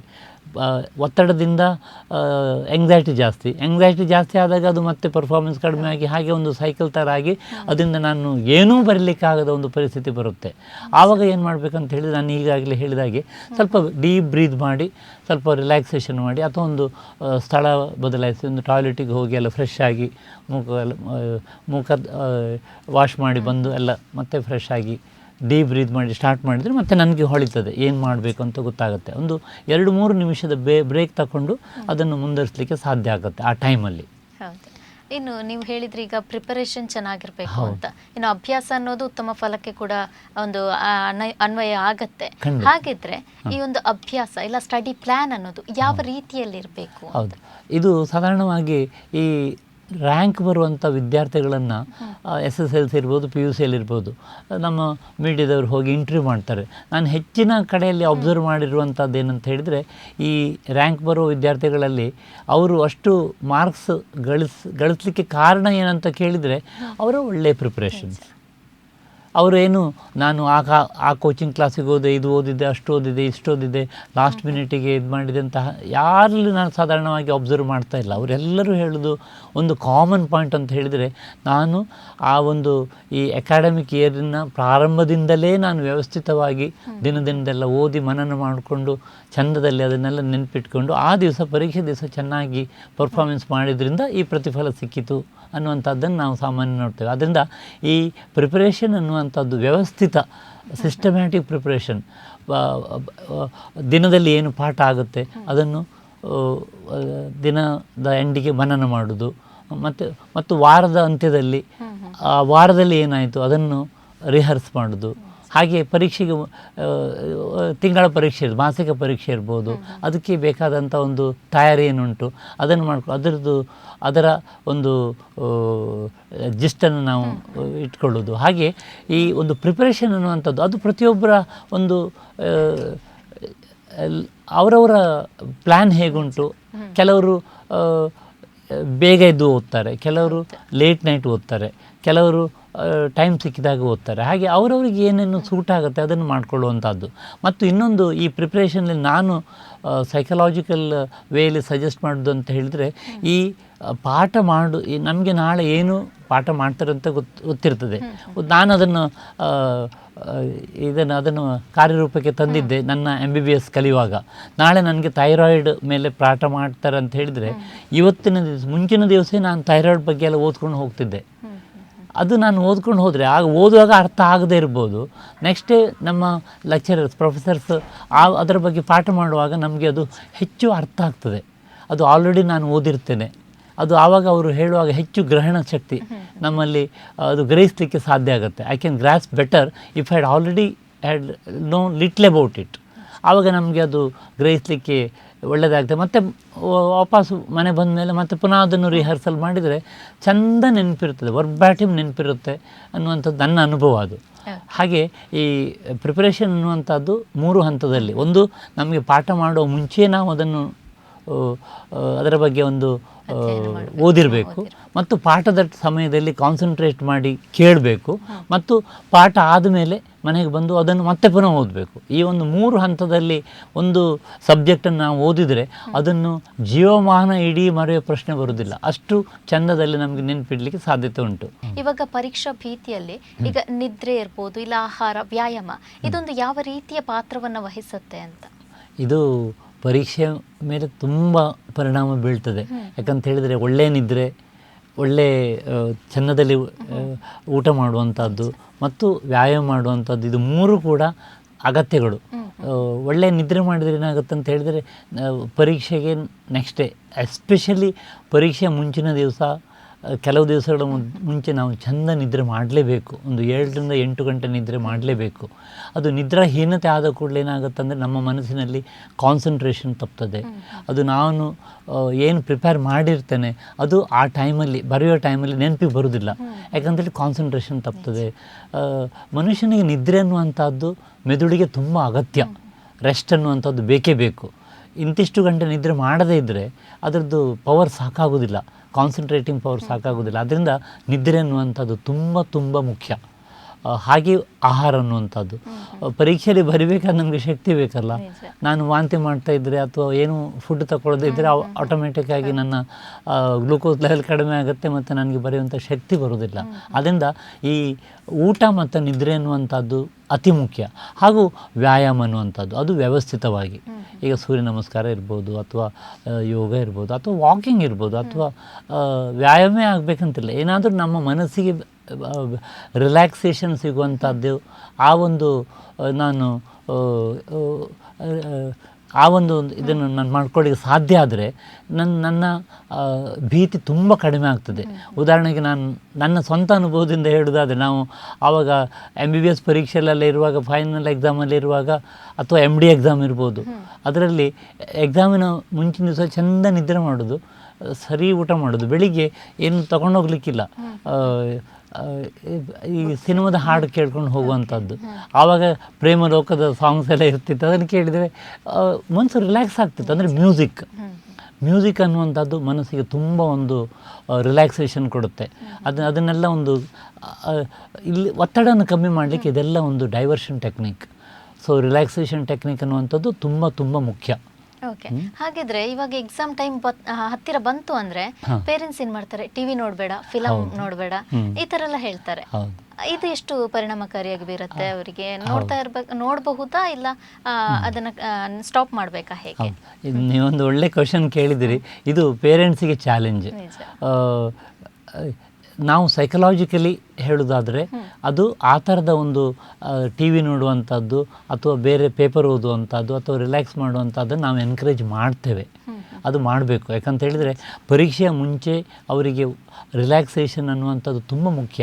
ಆದರೆ ಪರೀಕ್ಷೆಯ ತಯಾರಿಯನ್ನು ಬಿಟ್ಟು ಟಿ ವಿ ನೋಡೋದು, ಪರೀಕ್ಷೆಗೆ ಎಷ್ಟು ಪ್ರಿಪೇರ್ ಆಗದೇ ಇದ್ದರೆ ಅವನು ಟಿ ವಿ ಫುಟ್ಬಾಲ್ ನೋಡ್ಕೊಂಡ ಇದ್ದರೆ ಅವರು ಓದಲಿಕ್ಕೆ ಓದಿದ್ದು ಸಾಕಾಗೋದಿಲ್ಲ. ಆವಾಗ ಅದು ಸರಿ ಅಂತ ಅನ್ನಿಸೋದಿಲ್ಲ. ಆದ್ದರಿಂದ ಪೇರೆಂಟ್ಸ್, ಪೋಷಕರು ಅದನ್ನು ಬ್ಯಾಲೆನ್ಸ್ ಮಾಡಬೇಕು. ನನ್ನ ಮಗಳು ಎಷ್ಟು ಓದಿದ್ದಾಳೆ, ಅವಳಿಗೆ ಬ್ರೇಕ್ ಸಿಗಬೇಕು, ಅವಳಿಗೆ ರಿಲ್ಯಾಕ್ಸೇಷನ್ ಸಿಗಬೇಕು. ಎಷ್ಟು ಓದಿಗೆ ಎಷ್ಟು ರಿಲ್ಯಾಕ್ಸೇಷನ್ ಅಂತ ಒಂದಿದೆ, ಅದು ಯಾವಾಗಲೂ ಅದು 1:5. ನಾನು 50 ನಿಮಿಷ ಓದಿದರೆ 10 ನಿಮಿಷ ರೆಸ್ಟ್ ಬೇಕು. ಯಾಕಂತ ಹೇಳಿದರೆ ನಮ್ಮ ಮೆದುಳಿನ ಕೆಪ್ಯಾಸಿಟಿ ಹಾಗೆ. ಕಂಟಿನ್ಯೂಸ್ಲಿ ನಾನು ಓದ್ತಾ ಹೋದರೆ ಅದು ಗ್ರಹಣ ಶಕ್ತಿ ಕಡಿಮೆ ಆಗ್ತಾ ಹೋಗ್ತದೆ. ಅದಕ್ಕೆ ಮೆದುಳು ರೀಚಾರ್ಜ್ ಆಗಬೇಕಾದ್ರೆ 1 ಗಂಟೆಗೊಂದು ಸಲ ಒಂದು 10 ನಿಮಿಷ ಬ್ರೇಕ್ ಬೇಕೇ ಬೇಕು. ಹಾಗೆ ಆ ಟೈಮಲ್ಲಿ ಟಿ ವಿ ನೋಡುವಂಥದ್ದು ಅಥವಾ ಫುಟ್ಬಾಲ್ ನೋಡುವಂಥದ್ದು ಅಥವಾ ಕ್ರಿಕೆಟ್ ನೋಡುವಂಥದ್ದು, ಅವರಿಗೆ ಏನು ಇಷ್ಟ, ಮ್ಯೂಸಿಕ್ ಕೇಳುವಂಥದ್ದು, ಅದು ಮಾಡಿದರೆ ನಾವು ರೀಚಾರ್ಜ್ ಆಗುತ್ತೆ. ಆವಾಗ ಅದು ಗ್ರಹಣ ಶಕ್ತಿ ಇನ್ನೂ ಜಾಸ್ತಿ ಆಗುತ್ತೆ. ಕಂಟಿನ್ಯೂಸ್ 4-5 ಗಂಟೆ ಓದಿದರೆ ಫಸ್ಟ್ 1-2 ಗಂಟೆಯಲ್ಲಿ ಗ್ರಹಣ ಶಕ್ತಿ ಜಾಸ್ತಿ ಇರ್ಬೋದು, ಆಮೇಲೆ ಅದು ಕಮ್ಮಿ ಆಗ್ತಾ ಹೋಗ್ತದೆ. ಅದರಿಂದ ಈ ಕಂಟಿನ್ಯೂಸ್ ಓದೋದಕ್ಕಿಂತ ಬ್ರೇಕ್ ತಗೊಳ್ಳೋದು, ಅದನ್ನು ನಾವು ಎನ್ಕರೇಜ್ ಮಾಡಬೇಕು. Psychologically it is required. ಯಾಕಂತೇಳಿ ನಮ್ಮ ಒಂದು ಮನಃಶಾಸ್ತ್ರ ಹಾಗೆ ಹೇಳುತ್ತೆ, ಮೆದುಳು ಹಾಗೆ ಹೇಳುತ್ತೆ, ನ್ಯೂರೋ ಸೈನ್ಸ್ ಅದನ್ನೇ ಹೇಳುತ್ತೆ. ಯಾವುದೇ ಒಂದು ಸಸ್ಟೈನ್ಡ್ ಆ್ಯಕ್ಟಿವಿಟಿನ ನಾವು ಮಾಡ್ತಾ ಹೋದರೆ ಅದರ ಪರ್ಫಾರ್ಮೆನ್ಸ್ ಕಮ್ಮಿ ಆಗುತ್ತೆ. ಆದ್ದರಿಂದ ಅದನ್ನು ಬ್ರೇಕ್ ಕೊಟ್ಟು ಮಾಡಿದರೆ ಅದು ಹೆಚ್ಚು ಪರಿಣಾಮಕಾರಿ. ಇದು ಪೋಷಕರು ನಾವು ತಿಳ್ಕೊಳ್ಬೇಕಾದಂಥ ವಿಚಾರ. ಓಕೆ. ಇನ್ನು ಕೆಲವು ವಿದ್ಯಾರ್ಥಿಗಳು ಏನು ಮಾಡ್ತಾರೆ ಅಂದರೆ ಪರೀಕ್ಷಾ ಮುಂಚಿನ ದಿನ ರಾತ್ರಿ ಇಡೀ ಓದ್ಕೊಂಡು ಎಕ್ಸಾಮ್ಗೆ ಹೋಗ್ತಾರೆ. ಇದು ಎಷ್ಟು ಪರಿಣಾಮಕಾರಿ? ಅದು ಪರಿಣಾಮಕಾರಿ ನೆಗೆಟಿವ್ ಆಗಿ ಆಗುತ್ತೆ. ಯಾಕಂತ ಹೇಳಿದರೆ ಪರೀಕ್ಷೆಯ ಮುಂಚಿನ ದಿವಸ ಮಾತ್ರ ಓದಿದರೆ ಅದು ಅವರಿಗೆ ನೆನಪಿಗೆ ಅದು ರೀಸೆಂಟ್ ಓದಿದ್ದು ಅಂತ ಇರ್ಬೋದು. ಆದರೆ ನಿದ್ದೆ ಕೆಟ್ಟು, ಊಟ ಬಿಟ್ಟು ನಿದ್ದೆ ಕೆಟ್ಟು ಓದಿದರೆ ಅದು ರಿಜಿಸ್ಟರ್ ಆಗೋದಿಲ್ಲ.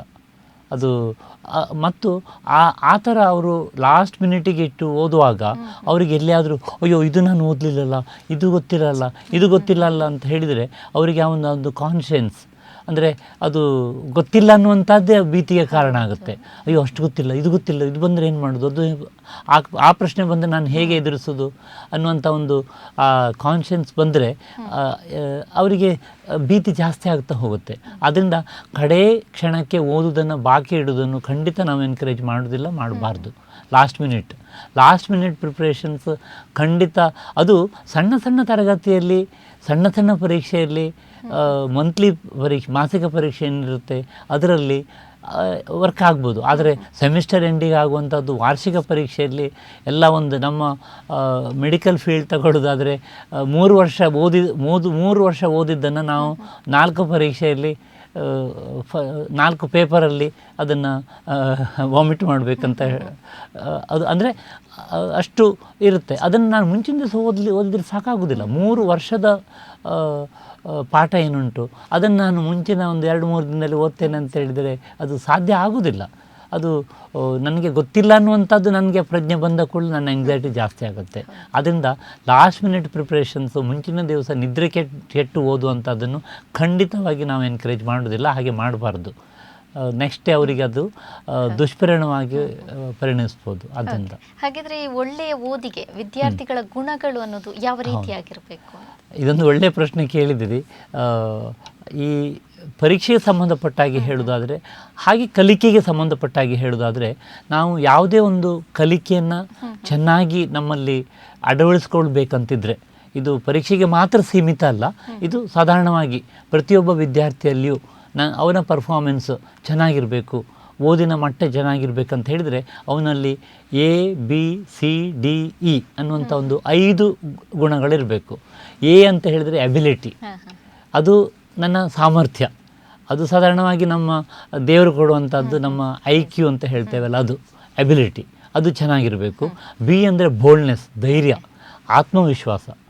ಪ್ರತಿಯೊಬ್ಬರಲ್ಲಿಯೂ ಆತ್ಮವಿಶ್ವಾಸ ಇರಬೇಕು, ಧೈರ್ಯ ಇರಬೇಕು, ಅದು ಬೋಲ್ಡ್ನೆಸ್. ಸಿ ಅನ್ನುವಂಥದ್ದು ಅವರಲ್ಲಿರುವಂಥ ಒಂದು ಕಮಿಟ್ಮೆಂಟ್.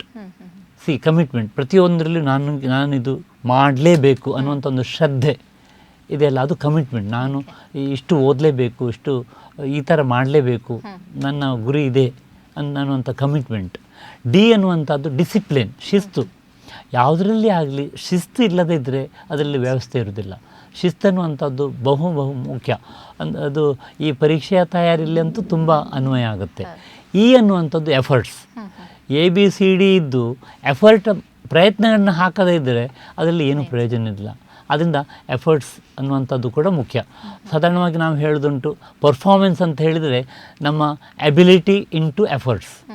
ನಮ್ಮ IQ ಅಂತ ಏನುಂಟು, ಇಂಟೆಲಿಜೆನ್ಸ್, ಅದು ಎಷ್ಟಿದ್ದರೂ ಕೂಡ ಎಫರ್ಟ್ಸ್ 0 ಆದರೆ ಅದು ability into ability multiplied by efforts, ಅದು ಪರ್ಫಾರ್ಮೆನ್ಸನ್ನು ಡಿಸೈಡ್ ಮಾಡುತ್ತೆ. ಆದ್ದರಿಂದ ನಮ್ಮ ಎಬಿಲಿಟಿ ಎಷ್ಟಿದ್ದರೂ ಕೂಡ ಎಫರ್ಟ್ಸ್ ಇಲ್ಲದೇ ಇದ್ದರೆ ಅದು ಶೂನ್ಯ ಆಗುತ್ತೆ.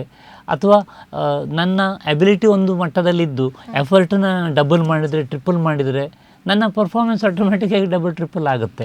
ಅದರಿಂದ ಅದು ಈ ಗುಣಗಳು ABCD ಅನ್ನುವಂಥದ್ದು ಪ್ರತಿಯೊಬ್ಬ ವಿದ್ಯಾರ್ಥಿಯಲ್ಲಿ ಕಲಿಕೆಗೆ, ಎಕ್ಸಾಮ್ಗೂ ಹೌದು, ಹಾಗೂ ಅವನ ಒಂದು ಪರ್ಫಾರ್ಮೆನ್ಸ್, ಅವನ ಒಂದು ಓದು ಏನುಂಟು ಅದು ಇಂಪ್ರೂವ್ ಆಗಲಿಕ್ಕೆ ಇದಿಷ್ಟು ಮುಖ್ಯ, ತುಂಬ ಮುಖ್ಯ ಕಾರಣ. ಓಕೆ.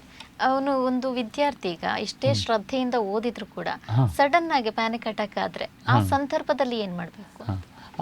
ಸಾಧಾರಣವಾಗಿ ನಾವು ಪ್ರಿಪ್ರೇಷನ್ಸನ್ನು ಚೆನ್ನಾಗಿ ಮಾಡಿದರೆ ಈ ಪ್ಯಾನಿಕ್ ಅಟ್ಯಾಕ್ ಬರುವಂಥ ಸಂದರ್ಭ ಕಡಿಮೆ.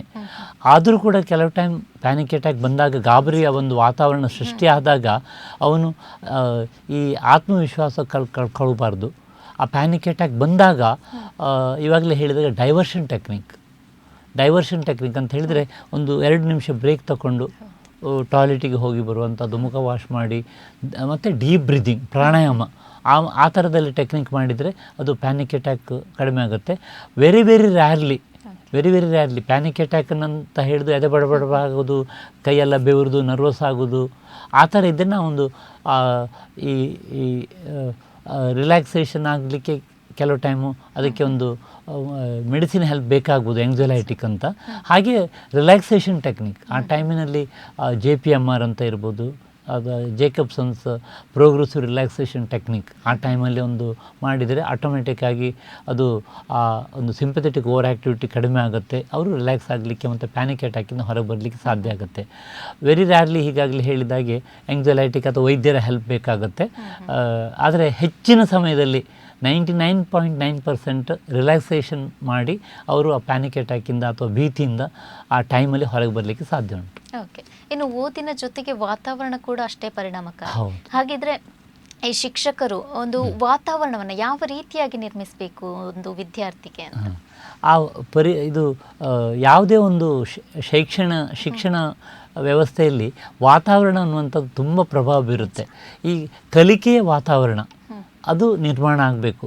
ಪಾಸಿಟಿವ್, ನಾವು ಯಾವಾಗಲೂ ಅದು ಸಕಾರಾತ್ಮಕ ಯೋಚನೆ, ಸಕಾರಾತ್ಮಕ ಭಾವನೆ, ಸಕಾರಾತ್ಮಕ ವರ್ತನೆ ಇರುವಂಥ ಒಂದು ವಾತಾವರಣ ಸೃಷ್ಟಿ ಮಾಡಲಿಕ್ಕಾದರೆ ಅದು ಕಲಿಕೆಗೆ ಪೂರಕ ಆಗುತ್ತೆ.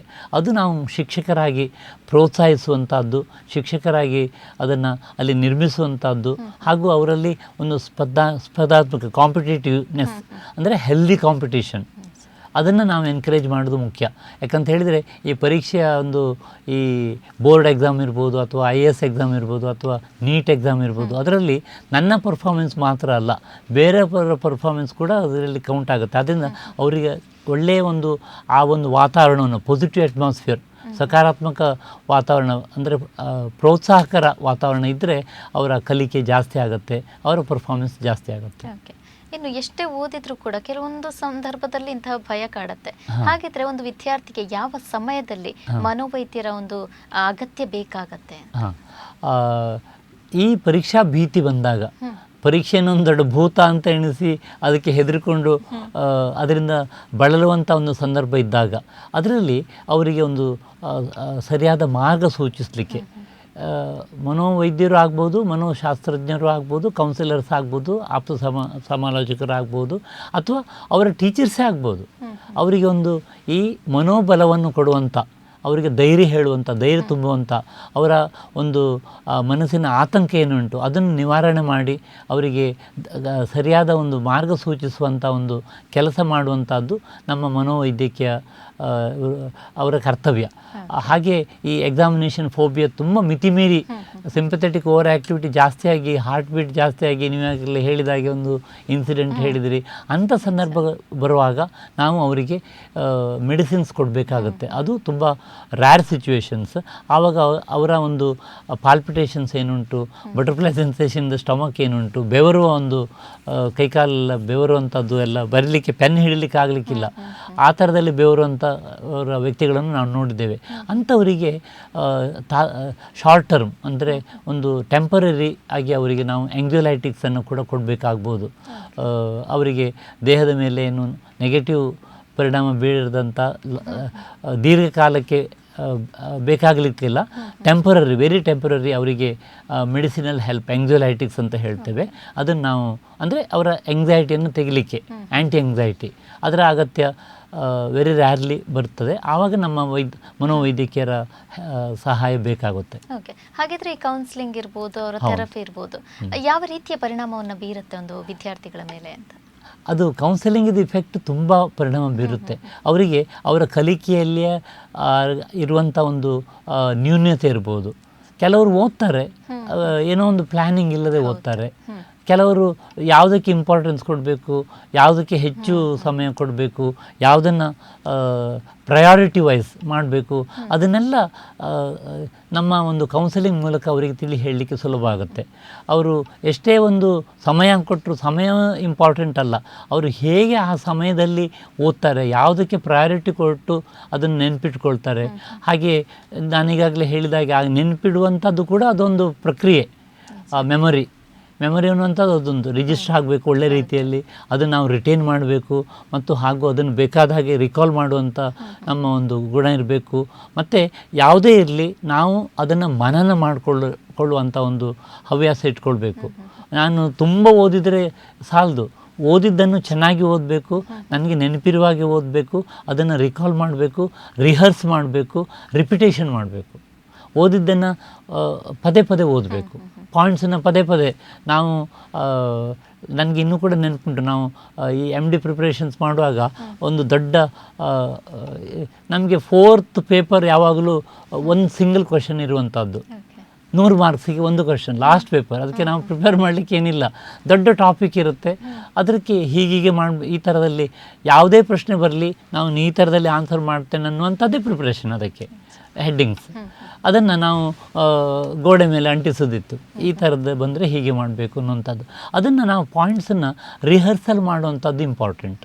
ಅದರಿಂದ ರಿಜಿಸ್ಟ್ರೇಷನ್ ಇದು ಇಂಪಾರ್ಟೆಂಟ್, ರಿಟೆನ್ಷನ್ ಇದು ಇಂಪಾರ್ಟೆಂಟ್, ರಿಕಾಲ್ ಇಂಪಾರ್ಟೆಂಟ್, ಅದ್ರ ಜೊತೆಗೆ ರಿಪೀಟೆಡ್ ಆಗಿ ಓದಬೇಕು. ಮತ್ತು ಏನಾದರೂ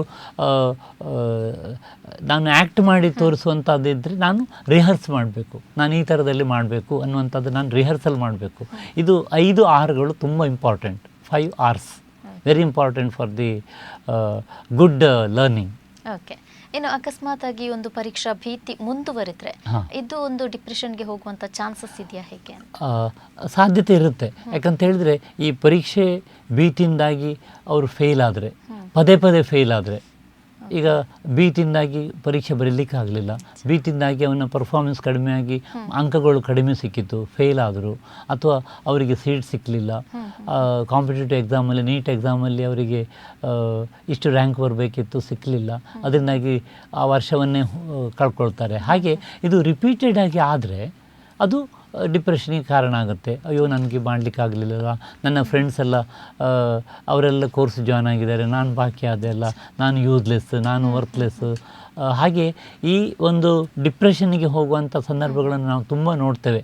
ಉದಾಹರಣೆಗೆ ಸಾಧಾರಣ ಈ SSLC ರಿಸಲ್ಟ್ಸ್ ಆದಮೇಲೆ ಅಥವಾ PUC ರಿಸಲ್ಟ್ಸ್ ಆದಮೇಲೆ ನಾವು ಪೇಪರಲ್ಲಿ ನೆಕ್ಸ್ಟ್ ನೋಡ್ತೇವೆ, ಮಾರ್ಕ್ಸ್ ಕಡಿಮೆ ಬಂತು ಅಂಥೇಳಿ ಅವರು ಆತ್ಮಹತ್ಯೆ ಪ್ರಯತ್ನ ಮಾಡುವಂಥದ್ದು, ಕೆಲವರು ಜೀವನ ಕಳ್ಕೊಳ್ತಾರೆ. ಆ ಥರದಲ್ಲಿ ಅವರ ನಿರೀಕ್ಷಿತ ಒಂದು ಪರ್ಫಾರ್ಮೆನ್ಸ್ ಇಲ್ಲದಾಗ ಅವರಿಗೆ ನಾನೇನು ಪ್ರಯೋಜನ ಇಲ್ಲ ಅನ್ನುವಂಥದ್ದು ತಲೆಗೆ ಬಂದಾಗ ಅವರು ಆತ್ಮಹತ್ಯೆ ಮಾಡಿಕೊಳ್ಳುವಂಥ ಸಂದರ್ಭ ಕೂಡ ನಾವು ನೋಡ್ತೇವೆ. ಅದರಿಂದ ಈ ಪರೀಕ್ಷಾ ಭೀತಿ ಡಿಪ್ರೆಷನ್ನಲ್ಲಿ ಮತ್ತು ಆತ್ಮಹತ್ಯೆಯಲ್ಲಿ ಕೂಡ ಅಂತ್ಯ ಆಗುವುದನ್ನು ನಾವು ನೋಡ್ತೇವೆ. ಅದು ಒಂದು ಪ್ರಿವೆಂಟೇಬಲ್, ಅದನ್ನು ತಡೆಗಟ್ಟಬಹುದಾದ ಒಂದು ಸಂದರ್ಭಗಳು. ನಾವು ಅದರ ಬಗ್ಗೆ ಹೆಚ್ಚು ಅರ್ಥಕೊಂಡ್ರೆ ಈ ಒಂದು ಡಿಪ್ರೆಷನ್ ಆಗಲಿ ಅಥವಾ ಆತ್ಮಹತ್ಯೆ ಆಗಲಿ ಅದನ್ನು ಖಂಡಿತವಾಗಿ ತಡೆಗಟ್ಟಲಿಕ್ಕೆ ಆಗುತ್ತೆ. ನಿಜ. ಹಾಗಿದ್ರೆ ಈ ಒಂದು ಹಿಂದಿನ ವೈಫಲ್ಯಗಳನ್ನು ಯಾವ ರೀತಿಯಾಗಿ ತಡೆಗಟ್ಟಬಹುದು ಅಂತ? ಅದನ್ನು ಚಾಲೆಂಜ್ ಆಗಿ ತಗೊಂಡಾಗ, ಈ ಫೇಲಿಯರ್ ಅನ್ನುವಂಥದ್ದನ್ನು ನಾನು ಫೇಲ್ ಆದೆ, ನನಗೇನು ಆಗೋದಿಲ್ಲ, ಅದು ಬೇಡ ಅಂತ ಕೆಲವರು ಇರ್ತಾರೆ. ಅದನ್ನು ಬೇಡ ಹೇಳಿ ಇನ್ನೊಂದು ತಗೊಂಡು ಅದರಲ್ಲಿ ಸಕ್ಸಸ್ ಆಗ್ತಾರೆ. ಹಾಗೆ ಒಂದನ್ನೇ ಹಿಡ್ಕೊಳ್ಬೇಕಂತಿಲ್ಲ. ಆದರೆ ಕೆಲವು ಟೈಮ್ ಏನಂತ ಹೇಳಿದರೆ ನಾನು ಇದರಲ್ಲೇ ಮುಂದರಿಬೇಕು, ನಾನೀಗ MBBS ಜಾಯ್ನ್ ಆಗಿ ಆಯಿತು, ಇದರಲ್ಲೇ ಮುಂದರಿಬೇಕು, ನಾನು ಈ ಒಂದು ಫೀಲ್ಡನ್ನು ತಗೊಂಡಾಯಿತು, ಇದರಲ್ಲೇ ಮುಂದರಿಬೇಕಂತಿದ್ದಾಗ ಫೇಲಿಯರ್ ಐ ಶುಡ್ ಆಕ್ಸೆಪ್ಟ್. ಆಯಿತು, fail should be the stepping stone for the success. ಅದನ್ನು ನಾವು ಚಾಲೆಂಜ್ ಆಗಿ ತಗೊಂಡ್ರೆ ಅದನ್ನು ಎದುರಿಸಲಿಕ್ಕೆ ಆಗುತ್ತೆ. Challenge has to be converted to the opportunity. ಇದನ್ನು ಅಪಾರ್ಚುನಿಟಿ ಫಾರ್ ಮೀ. ಫಸ್ಟ್ MBBSಲ್ಲಿ ಫೇಲ್ ಆದರೆ ಇನ್ನೊಂದು 6 ತಿಂಗಳು ಹೆಚ್ಚು ಟೈಮ್ ಸಿಗುತ್ತಲ್ಲ ಓದಲಿಕ್ಕೆ, ಅದನ್ನು ನಾನು ಹೆಚ್ಚು ಓದ್ತೇನೆ, ಹೆಚ್ಚು ಕಲಿತೇನೆ, ಹೆಚ್ಚು ಜ್ಞಾನ ಸಂಪಾದನೆ ಮಾಡಲಿಕ್ಕೆ ಇದೊಂದು ಅವಕಾಶ ಆಯ್ತಲ್ಲ ಅಂತ ಆ ಥರದಲ್ಲಿ ನಾನು ಕನ್ವರ್ಟ್ ಮಾಡಿ ಆ ಅಪಾರ್ಚುನಿಟಿಯನ್ನು ಬಳಸಿಕೊಂಡು ಅದನ್ನು ಚಾಲೆಂಜ್ ಆಗಿ ತಗೊಂಡು ಫೇಲಿಯರನ್ನು ನಾನು ಮೆಟ್ಟಿ ನಿಂತು ಮುಂದೆ ಬರಲಿಕ್ಕೆ ಸಾಧ್ಯತೆ ಉಂಟು. ಅದು failure has to be converted into a challenge. ಆಗ ಅದು ಪಾಸಿಟಿವ್ ಆಗಿ ಹೋಗ್ತದೆ. ಆ ಥರದಲ್ಲಿ ತಗೊಂಡ್ರೆ ಫೇಲಿಯರನ್ನು ನಾವು ಎದುರಿಸ್ಬೋದು. ಓಕೆ. ಇನ್ನು ಕೆಲವು ವಿದ್ಯಾರ್ಥಿಗಳಲ್ಲಿ ಪರೀಕ್ಷೆ ಬರೆದ ನಂತರ ಕೂಡ ಕಾಡುವಂತಹ ಕ್ವಶನ್, ನಾನು ಫೇಲ್ ಆಗ್ಬೋದಾ ಅನ್ನುವಂತಹ ನೆಗೆಟಿವ್ ಥಾಟ್, ಇದು ಎಷ್ಟು ಪರಿಣಾಮವನ್ನು ಬೀರುತ್ತೆ ಅಂತ? ಅದು ಟೆಂಪ್ರರಿ. ಈಗ ನಾನು ಪರೀಕ್ಷೆಯಲ್ಲಿ ಒಳ್ಳೆ ಚೆಂದದಲ್ಲಿ ಬರೆದಿದ್ದೇನಂತ ನನಗೆ ಒಂದು ಗೊತ್ತಿರುತ್ತೆ, ಆದರೂ ಕೂಡ ಒಂದು ಆತಂಕ, ಸರಿ ಆಯ್ತಾ, ಸರಿ ಮಾಡಿದ್ದೇನೆ ಇಲ್ವಾ, ಒಳ್ಳೆ ಅಂಕಗಳು ಬರುತ್ತಾ ಇಲ್ವಾ, ಅದು ಸಾಮಾನ್ಯವಾಗಿ ಇರುತ್ತೆ, ಇಲ್ಲಂತಲ್ಲ. ಹಾಗೆ ಅದು ಟೆಂಪ್ರರಿ ಆಗಿ ಸ್ವಲ್ಪ ಸಮಯ ಇರುತ್ತೆ, ಮತ್ತು ಅದು ಕ್ರಮೇಣ ಕಡಿಮೆಯಾಗಿ ರಿಸಲ್ಟ್ ಬರುವಾಗ ಅವರಿಗೆ ಅವರ ಪರ್ಫಾರ್ಮೆನ್ಸ್ ಏನಂತ ಗೊತ್ತಾಗುತ್ತೆ, ಆಗ ಖುಷಿ ಪಡ್ತಾರೆ. ಅದು ತಾತ್ಕಾಲಿಕವಾಗಿ ಕೆಲವು ವಿದ್ಯಾರ್ಥಿಗಳಿಗೆ ಈ ನೆಗೆಟಿವ್ ಥಾಟ್ಸ್ ಬರುವಂಥದ್ದನ್ನು ಇರ್ತವೆ. ಅದರ ಬಗ್ಗೆ ಹೆಚ್ಚು ಗಮನ ಕೊಡದೆ ಮನಸ್ಸನ್ನು ಡೈವರ್ಟ್ ಮಾಡಿ ಪರೀಕ್ಷೆ ಆದಮೇಲೆ ಇನ್ನೂ ನನ್ನ ಕೈಯಲ್ಲಿಲ್ಲ, ನನಗೆ ಸಾಧ್ಯ ಆದಷ್ಟು ಮಾಡಿದ್ದೇನೆ, ಇನ್ನು ಮುಂದೆ ನೋಡುವ ಏನಾಗುತ್ತೆ ಅಂತ ಆ ಒಂದು ಆಶಾವಾದವನ್ನು ಇಟ್ಕೊಂಡ್ರೆ ಅವರಿಗೆ ಅದರಿಂದ ಹೊರಗೆ ಬರ್ಬೋದು. ಅದರ ಬದಲಿಗೆ ನಿರಾಶಾವಾದಿಯಾಗಿ ಎಕ್ಸ್ಪೆಕ್ಟೇಷನ್ಸನ್ನು ನೆಗೆಟಿವ್ ಆಗಿ ತಗೊಂಡ್ರೆ ಅವರಿಗೆ ಅದು ಕಾಡ್ತದೆ, ಅದರಿಂದಾಗಿ ಬಳಲ್ತಾರೆ. ಆವಾಗ ಕೌನ್ಸಿಲಿಂಗ್ ಹೆಲ್ಪ್ ಆಗುತ್ತೆ, ಅವರಿಗೆ ಮಾರ್ಗದರ್ಶನ ಬೇಕಾಗ್ಬೋದು, ಮನೋವೈದ್ಯಕೀಯ ಸಹಾಯ ಕೂಡ ಬೇಕಾಗ್ಬೋದು ಅದನ್ನು ಹೊರಗೆ ಬರಲಿಕ್ಕೆ. ಆದರೆ ಅದು ತಾತ್ಕಾಲಿಕ, ಅದನ್ನು ಮ್ಯಾನೇಜ್ ಮಾಡಲಿಕ್ಕೆ ಖಂಡಿತ ಸಾಧ್ಯ ಉಂಟು. ಸಹಾಯ ಸಲಹೆಗಳ ಮೂಲಕ ಅದನ್ನು ಎದುರಿಸಲಿಕ್ಕಾಗುತ್ತೆ. ಓಕೆ. ಇನ್ನು ಕೆಲವರು ಏನಂದರೆ, ವಿದ್ಯಾರ್ಥಿಗಳ ಇಷ್ಟೇ ಫಲಕ್ಕೂ ಕೂಡ ಒಂದು ಮನೆಯವರು ಇರ್ಬೋದು, ಪೋಷಕರು ಕಾರಣ ಆಗಿರ್ತಾರೆ, ಅವರ ಪಾತ್ರ ಅನ್ನೋದು ಅಧಿಕವಾಗಿರುತ್ತೆ. ಇನ್ನು ಪೋಷಕರು ಏನು ಮಾಡ್ತಾರೆ, ಕೆಲವೊಂದು ಮಕ್ಕಳನ್ನು ಹೋಲಿಸ್ತಾರೆ, ಅವರ ಮಾರ್ಕ್ ಎಷ್ಟು, ಇವರ ಮಾರ್ಕ್ಸ್ ಎಷ್ಟು ಅಂತೇಳಿ. ಸೊ ಇದು ಎಷ್ಟು ಸರಿ ಅಂತ? ಅದು ಮೇಡಮ್, ಇದು ಈ ಒಂದು ಸಂದರ್ಭಗಳನ್ನು ನಾವು ಅತಿಯಾಗಿ ನೋಡ್ತೇವೆ. ಸಾಮಾನ್ಯವಾಗಿ ಒಂದು PUCಯ ಪರೀಕ್ಷೆಯಲ್ಲಿರ್ಬೋದು, ಈ ಅಂದರೆ ಮುಂದಿನ ಭವಿಷ್ಯ ನಿರ್ಧಾರ ಆಗುವಾಗ ಅವರ ಒಂದು ಒತ್ತಡ, ಪೋಷಕರ ಒತ್ತಡ, ಅವ್ರದ್ದು ನಿರೀಕ್ಷೆ ಒಂದು ಇರುತ್ತೆ. ನಿರೀಕ್ಷೆ ಜಾಸ್ತಿ ಆದಾಗ, ಓವರ್ ಎಕ್ಸ್ಪೆಕ್ಟೇಷನ್ಸ್ ಆದಾಗ, ನಾನು ಈಗಾಗಲೇ ಹೇಳಿದಾಗೆ ಅನ್ರಿಯಲಿಸ್ಟಿಕ್ ಎಕ್ಸ್ಪೆಕ್ಟೇಷನ್ಸ್ ಅದು ಇದ್ದಾಗ ವಿದ್ಯಾರ್ಥಿಯ ಮೇಲೆ ಅವರು ಒತ್ತಡ ಹಾಕಿದಾಗ ಅದು ನೆಗೆಟಿವ್ ಆಗಿ ಪರಿಣಾಮ ಆಗುತ್ತೆ. ಪಕ್ಕದ ಮನೆ ಹುಡುಗ, ಪಕ್ಕದ ಮನೆ ನಿನ್ನ ಕ್ಲಾಸ್ಮೇಟ್, ಪಕ್ಕದ ಮನೆಯವರು ಇಷ್ಟು ಮಾರ್ಕ್ ತೆಗೆದು ನಿನಗೇನು ತೆಗಿಲಿಕ್ಕೆ, ಅವರಷ್ಟು ರ್ಯಾಂಕ್ ತಗೊಳ್ತಾರೆ, ನಿನಗೆ ರ್ಯಾಂಕ್ ತಗೊಳ್ಲಿಕ್ಕೆ ಆಗೋದಿಲ್ಲ, ನೀನೇನು ಒಂದು ಪಾಸ್ ಮಾಡಲಿಕ್ಕೂ ನಿನಗೆ ಕಷ್ಟ ಆಗ್ತದೆ, ಹಾಗೆಲ್ಲ ಒಂದು ಕಂಪ್ಯಾರಿಸನ್ ಮಾಡಿದಾಗ ಅದು ಮಕ್ಕಳು ನೆಗೆಟಿವ್ ಆಗಿ ತಗೊಳ್ತಾರೆ. ಅವರಿಗೆ ನಾನೇನು ಪ್ರಯೋಜನ ಇಲ್ವಾ, ಅವರನ್ನೆಲ್ಲ ಹೊಗಳ್ತಾರೆ ಇವರು, ನನ್ನಲ್ಲಿ ನಾನು ಒಳ್ಳೆ ಮಾರ್ಕ್ಸ್ ತೆಗೆದರೂ ಕೂಡ ಅದಕ್ಕೆ ಒಂದು ಬೆಲೆಯೇ ಕೊಡೋದಿಲ್ಲಲ್ಲ, ಅವರು ಒಂದು 75% ತೆಗೆದರೂ ಕೂಡ ಇವರು ಒಳ್ಳೆಯ ಒಂದು ಮಾತು ಹೇಳದೆ ಕಂಪ್ಯಾರಿಸನ್ ಮಾಡಿದರೆ ಅವರಿಗೆ ಅದರಲ್ಲಿ ಅವರಿಗೆ ಆತ್ಮವಿಶ್ವಾಸವೇ ಕಡಿಮೆ ಆಗಿ ಅವರು ಕುಂಠಿತ ಆಗಿ ಇನ್ನು ಮುಂದಿನ ಪರೀಕ್ಷೆಯಲ್ಲಿ ಅವರು ಇನ್ನೂ ಕೂಡ ಕಮ್ಮಿ ಅಂಕಗಳು ತಗೊಳ್ತಾರೆ ಹೊರತು ಅವರದ್ದು ಕಂಪ್ಯಾರಿಸನ್ ಅನ್ನುವಂಥದ್ದು ನೆಗೆಟಿವ್ ಆಗಿ ಪರಿಣಾಮ ಬೀರುತ್ತೆ ಅಷ್ಟೇ ಹೊರತು ಅದನ್ನು ನಾವು ಮಾಡಬಾರ್ದು. ನಮ್ಮ ಮಕ್ಕಳಲ್ಲಿ ಏನು ಒಳ್ಳೆಯದುಂಟು, ನಮ್ಮ ಮಕ್ಕಳಲ್ಲಿ ಏನು ಪಾಸಿಟಿವ್ ಉಂಟು ಅದನ್ನು ನಾವು ಎನ್ಕರೇಜ್ ಮಾಡಬೇಕು. ಅದನ್ನು ಎನ್ಕರೇಜ್ ಮಾಡಿದರೆ ಅದು ಜಾಸ್ತಿ ಆಗುತ್ತೆ, ಒಳ್ಳೆಯದಾಗುತ್ತೆ. ಪ್ರೋತ್ಸಾಹಿಕ ವಾತಾವರಣವನ್ನು ಸೃಷ್ಟಿ ಮಾಡಿ ಅವರಲ್ಲಿ ಧೈರ್ಯ, ಆತ್ಮವಿಶ್ವಾಸ ತುಂಬುವಂಥ ಮಾತುಗಳನ್ನು ಹೇಳಬೇಕಷ್ಟೇ ಹೊರತು ಕಂಪ್ಯಾರಿಸನ್ ಮಾಡಿ ನೀನು ಯೂಸ್ಲೆಸ್ಸು, ನೀನು ಪ್ರಯೋಜನ ಇಲ್ಲ ಅನ್ನುವಂಥದ್ದು ಭಾವನೆಯನ್ನು ತಂದರೆ ಅವರ ಇದ್ದ ಕೆಪಾಸಿಟಿ ಕೂಡ ಕಡಿಮೆ ಆಗಿ ಅವರು ಕಡಿಮೆ ಅಂಕಗಳನ್ನೇ ತಗೊಳ್ತಾರೆ ಅಷ್ಟೇ ಹೊರತು ಅವರು ಅಂದರೆ ಚಂದದಲ್ಲಿ ಪರ್ಫಾರ್ಮೆನ್ಸ್ ಮಾಡಬೇಕಾದ್ರೆ ಅವರಿಗೆ ಎನ್ಕರೇಜ್ಮೆಂಟ್ ಇದು ಇಂಪಾರ್ಟೆಂಟ್ ಅನ್ನುವಂಥದ್ದು ತುಂಬ ಮುಖ್ಯ. ಅವರ ಆತ್ಮವಿಶ್ವಾಸ ವೃದ್ಧಿಸಬೇಕು, ಅವರಿಗೆ ಒಳ್ಳೆ ರೀತಿಯ ಒಂದು ಮನೋಬಲವನ್ನು ನಾವು ಕೊಡುವಂಥದ್ದು ಪೋಷಕರ ಕರ್ತವ್ಯ. ಓಕೆ. ಇನ್ನು ಅಂತಿಮವಾಗಿ ವಿದ್ಯಾರ್ಥಿಗಳಿಗೆ ಮತ್ತು ಪೋಷಕರಿಗೆ ನಿಮ್ಮ ಸಲಹೆಗಳ ಬಗ್ಗೆ ಹೇಳೋದಾದ್ರೆ? ಪರೀಕ್ಷಾ ಭೀತಿ ಅನ್ನುವಂಥದ್ದು ತಾತ್ಕಾಲಿಕ, ಅದೊಂದು ಖಂಡಿತ ಅದು ಭೂತ ಅಲ್ಲ. ಅದು ಪರೀಕ್ಷೆ ಅನ್ನುವಂಥದ್ದೇ ಒಂದು ಆಂಗ್ಸೈಟಿ ಬರುತ್ತೆ. ನಿಜವಾಗಿ ಸಾಮಾನ್ಯವಾಗಿ ಸ್ವಲ್ಪ ಮಟ್ಟಿನ ಆಂಗ್ಸೈಟಿ ಇರಬೇಕು, ಅದಿದ್ದರೆ ಒಳ್ಳೆ ಪರ್ಫಾರ್ಮೆನ್ಸ್ ಆಗುತ್ತೆ, ಸೀರಿಯಸ್ನೆಸ್ ಬರುತ್ತೆ. ಆದರೆ ಈ ಭೀತಿ ಜಾಸ್ತಿ ಆದಾಗ ಅದು ನಮ್ಮ ಪರ್ಫಾರ್ಮೆನ್ಸ್ ಕಡಿಮೆ ಆಗುತ್ತೆ. ಆ ಥರ ಹೋಗಲಿಕ್ಕೆ ನಾವು ಬಿಡದೆ, ಆ ಥರ ಒಂದು ನೆಗೆಟಿವ್ ಸ್ಟೇಟಿಗೆ ಹೋಗದೆ, ಅದು ಯಾವುದೇ ಒಂದು ಪ್ರಯೋಜನಕ್ಕೆ ಬರುವಂಥ ಒಂದು ಸ್ಥಿತಿಯಲ್ಲಿ ಅವರು ಬರುವಾಗೆ ನಾವು ವಾತಾವರಣ ನಿರ್ಮಿಸಬೇಕು. ಹಾಗೂ ವಿದ್ಯಾರ್ಥಿಗಳು ಈ ಪ್ರಿಪ್ರೇಷನ್ಸ್ ವೆರಿ ಇಂಪಾರ್ಟೆಂಟ್. ಈಗಾಗಲೇ ಹೇಳಿದಾಗೆ ಅದನ್ನು ಮನನ ಮಾಡಿಕೊಳ್ಳುವಂಥದ್ದು, ಓದಿದ್ದನ್ನು ನೆನಪಿಟ್ಕೊಳ್ಳುವಂಥದ್ದು, ರಿಜಿಸ್ಟರ್ ಆಗುವಂಥದ್ದು, ರಿಟೆನ್ಷನ್ ಮತ್ತು ರಿಕಾಲ್ ಆಗುವಂಥದ್ದು, ನಾವು ಪದೇ ಪದೇ ಓದಿದ ವಿಷಯಗಳನ್ನು ನಾವು ಮನಸ್ಸಿನಲ್ಲಿ ಇಟ್ಟು ಅದು ಆತ್ಮವಿಶ್ವಾಸದಿಂದ ನಾವು ಎದುರಿಸಿ ಆ ಪರೀಕ್ಷೆಯನ್ನು ಒಂದು ಸಲೀಸಾಗಿ ಎಂದಿನ ದಿನದಂತೆ ಈ ದಿನವೂ ಕೂಡ ನನ್ನ ಪರೀಕ್ಷೆ ದಿನವೂ ಕೂಡ ಚೆನ್ನದಲ್ಲಿ ಮಾಡ್ಕೊಂಡು ಹೋಗುವಂಥದ್ದು ಇಂಪಾರ್ಟೆಂಟ್. ಹಾಗೂ ಪೋಷಕರು ನಮ್ಮ ಮಕ್ಕಳ ಒಂದು ಗುಣಗಳೇನುಂಟು, ಅವರಲ್ಲಿ ಪಾಸಿಟಿವ್ ಏನುಂಟು, ಅವರಲ್ಲಿ ಆತ್ಮವಿಶ್ವಾಸ ಬರುವ ಹಾಗೆ ಅವರನ್ನು ಎನ್ಕರೇಜ್ ಮಾಡಿ ಅವರಿಗೆ ಪ್ರೋತ್ಸಾಹಿಸುವಂಥದ್ದು ತುಂಬ ಮುಖ್ಯ. ಹಾಗೆ ಪ್ರೋತ್ಸಾಹ ಮಾಡಿದರೆ ಅವರ ಒಂದು ಪರ್ಫಾರ್ಮೆನ್ಸ್ ಖಂಡಿತವಾಗಿ ಜಾಸ್ತಿ ಆಗುತ್ತೆ. ಹಾಗೆ ಶಿಕ್ಷಕರು ಕೂಡ ನಮ್ಮ ಮಕ್ಕಳಲ್ಲಿ ಹೆಚ್ಚಿನ ಒಂದು ಕಲಿಕೆ ಬರಬೇಕಾದ್ರೆ ಆ ಒಂದು ಪಾಸಿಟಿವ್ ಅಟ್ಮಾಸ್ಫಿಯರನ್ನು ನಾವು ಕ್ರಿಯೇಟ್ ಮಾಡಬೇಕು. Positive thinking, positive feeling, positive action ಅಂತ ನಾನು ಯಾವಾಗಲೂ ಹೇಳುವಂಥದ್ದು. ಆ ಥರದ ಒಂದು ವಾತಾವರಣವನ್ನು ನಿರ್ಮಾಣ ಮಾಡಿ ಅವರಿಗೆ ಒಂದು ರಿಲ್ಯಾಕ್ಸೇಷನಿಗೆ ಕೂಡ ಒಂದು ಅವಕಾಶವನ್ನು ಕಲಿಕೆಯಲ್ಲಿ ಕೊಟ್ಟರೆ ಅವರ ಒಂದು ಈ ಕಲಿಕೆಯ ಒಂದು ಪ್ರಕ್ರಿಯೆ ಏನುಂಟು ಅದು ಅವರು ಸಮರ್ಥವಾಗಿ ನಿಭಾಯಿಸಲಿಕ್ಕೆ ಆಗುತ್ತೆ. ಯಾವುದೇ ಒಂದು ಫೇಲಿಂಗ್ ಅಟ್ಮಾಸ್ಫಿಯರ್ ಇದ್ದರೆ ಅಥವಾ ಅವರಿಗೆ ಸಾಧ್ಯ ಆಗೋದಿಲ್ಲ ಅಂತಿದ್ದರೆ ಅದನ್ನು ನಾವು ಎನ್ಕರೇಜ್ ಮಾಡಿ ಅದನ್ನು ಅವರಿಗೆ ಸಕ್ಸಸ್ ಆಗುವ ಹಾಗೆ ಜಯ ಗಳಿಸುವಲ್ಲಿ ಅದೊಂದು ಚಾಲೆಂಜ್ ಆಗಿ ತಗೊಂಡು ಹೋಗುವಂಥ ಅವರನ್ನು ಎನ್ಕರೇಜ್ ಮಾಡುವಂಥದ್ದು ನಮ್ಮೆಲ್ಲರ ಕರ್ತವ್ಯ. ಆದ್ದರಿಂದ ಈ ಪರೀಕ್ಷೆ ಅನ್ನುವಂಥದ್ದು ಅದು ಬರೀ ಶೈಕ್ಷಣಿಕ ಮಾತ್ರ ಅಲ್ಲ, ಜೀವನದ ಪರೀಕ್ಷೆಯನ್ನು ಒಂದು ಎದುರಿಸುವಂಥ ಒಂದು ಆ ಥರ ಒಂದು ಚಾಲೆಂಜ್ ಆಗಿ ತೆಗೆದುಕೊಂಡು ಅವರು ಮುಂದರಿಬೇಕು. ಅದಕ್ಕೆ ಬೇಕಾಗುವಂಥದ್ದು ನಮ್ಮ ಒಂದು ಸಕಾರಾತ್ಮಕ ಆಲೋಚನೆ, ಸಕಾರಾತ್ಮಕ ಭಾವನೆ ಹಾಗೂ ನಮ್ಮ ವರ್ತನೆ. ಆ ಥರದಲ್ಲಿದ್ದರೆ ಅವರ ಒಂದು ಜೀವನದ ಪರೀಕ್ಷೆಯಲ್ಲಿ ಅವರು ಪಾಸ್ ಆಗ್ತಾರೆ. ಹಾಗೆ ಆಗಬೇಕನ್ನುವಂಥದ್ದು ನಮ್ಮ ಒಂದು ಹಾರೈಕೆ. ಎಸ್ ಡಾಕ್ಟರ್, ಇಷ್ಟೊತ್ತು ಸಾಕಷ್ಟು ಮಾಹಿತಿಯನ್ನು ನೀಡಿದ್ರಿ. ಧನ್ಯವಾದಗಳು ಡಾಕ್ಟರ್. ಧನ್ಯವಾದ. ಎಸ್ ವೀಕ್ಷಕರೇ, ಜೀವನದಲ್ಲಿ ಪರೀಕ್ಷೆ ಅನ್ನೋದು ಕೇವಲ ಒಂದು ಸ್ಪರ್ಧೆ ಮಾತ್ರ, ಇದು ಜೀವನದ ಅಂತಿಮ ಹಂತ ಅಲ್ಲ ಅಂತ ಹೇಳ್ತಾ ಇದಾಗಿತ್ತು ಈ ವಾರದ ವಿಶೇಷ. ಮತ್ತಷ್ಟು ಸುದ್ದಿ ಹಾಗೂ ಮನೋರಂಜನೆಗಾಗಿ ನೋಡ್ತಾ ಇರಿ ದೈಜ್ ವರ್ಲ್ಡ್ 24/7.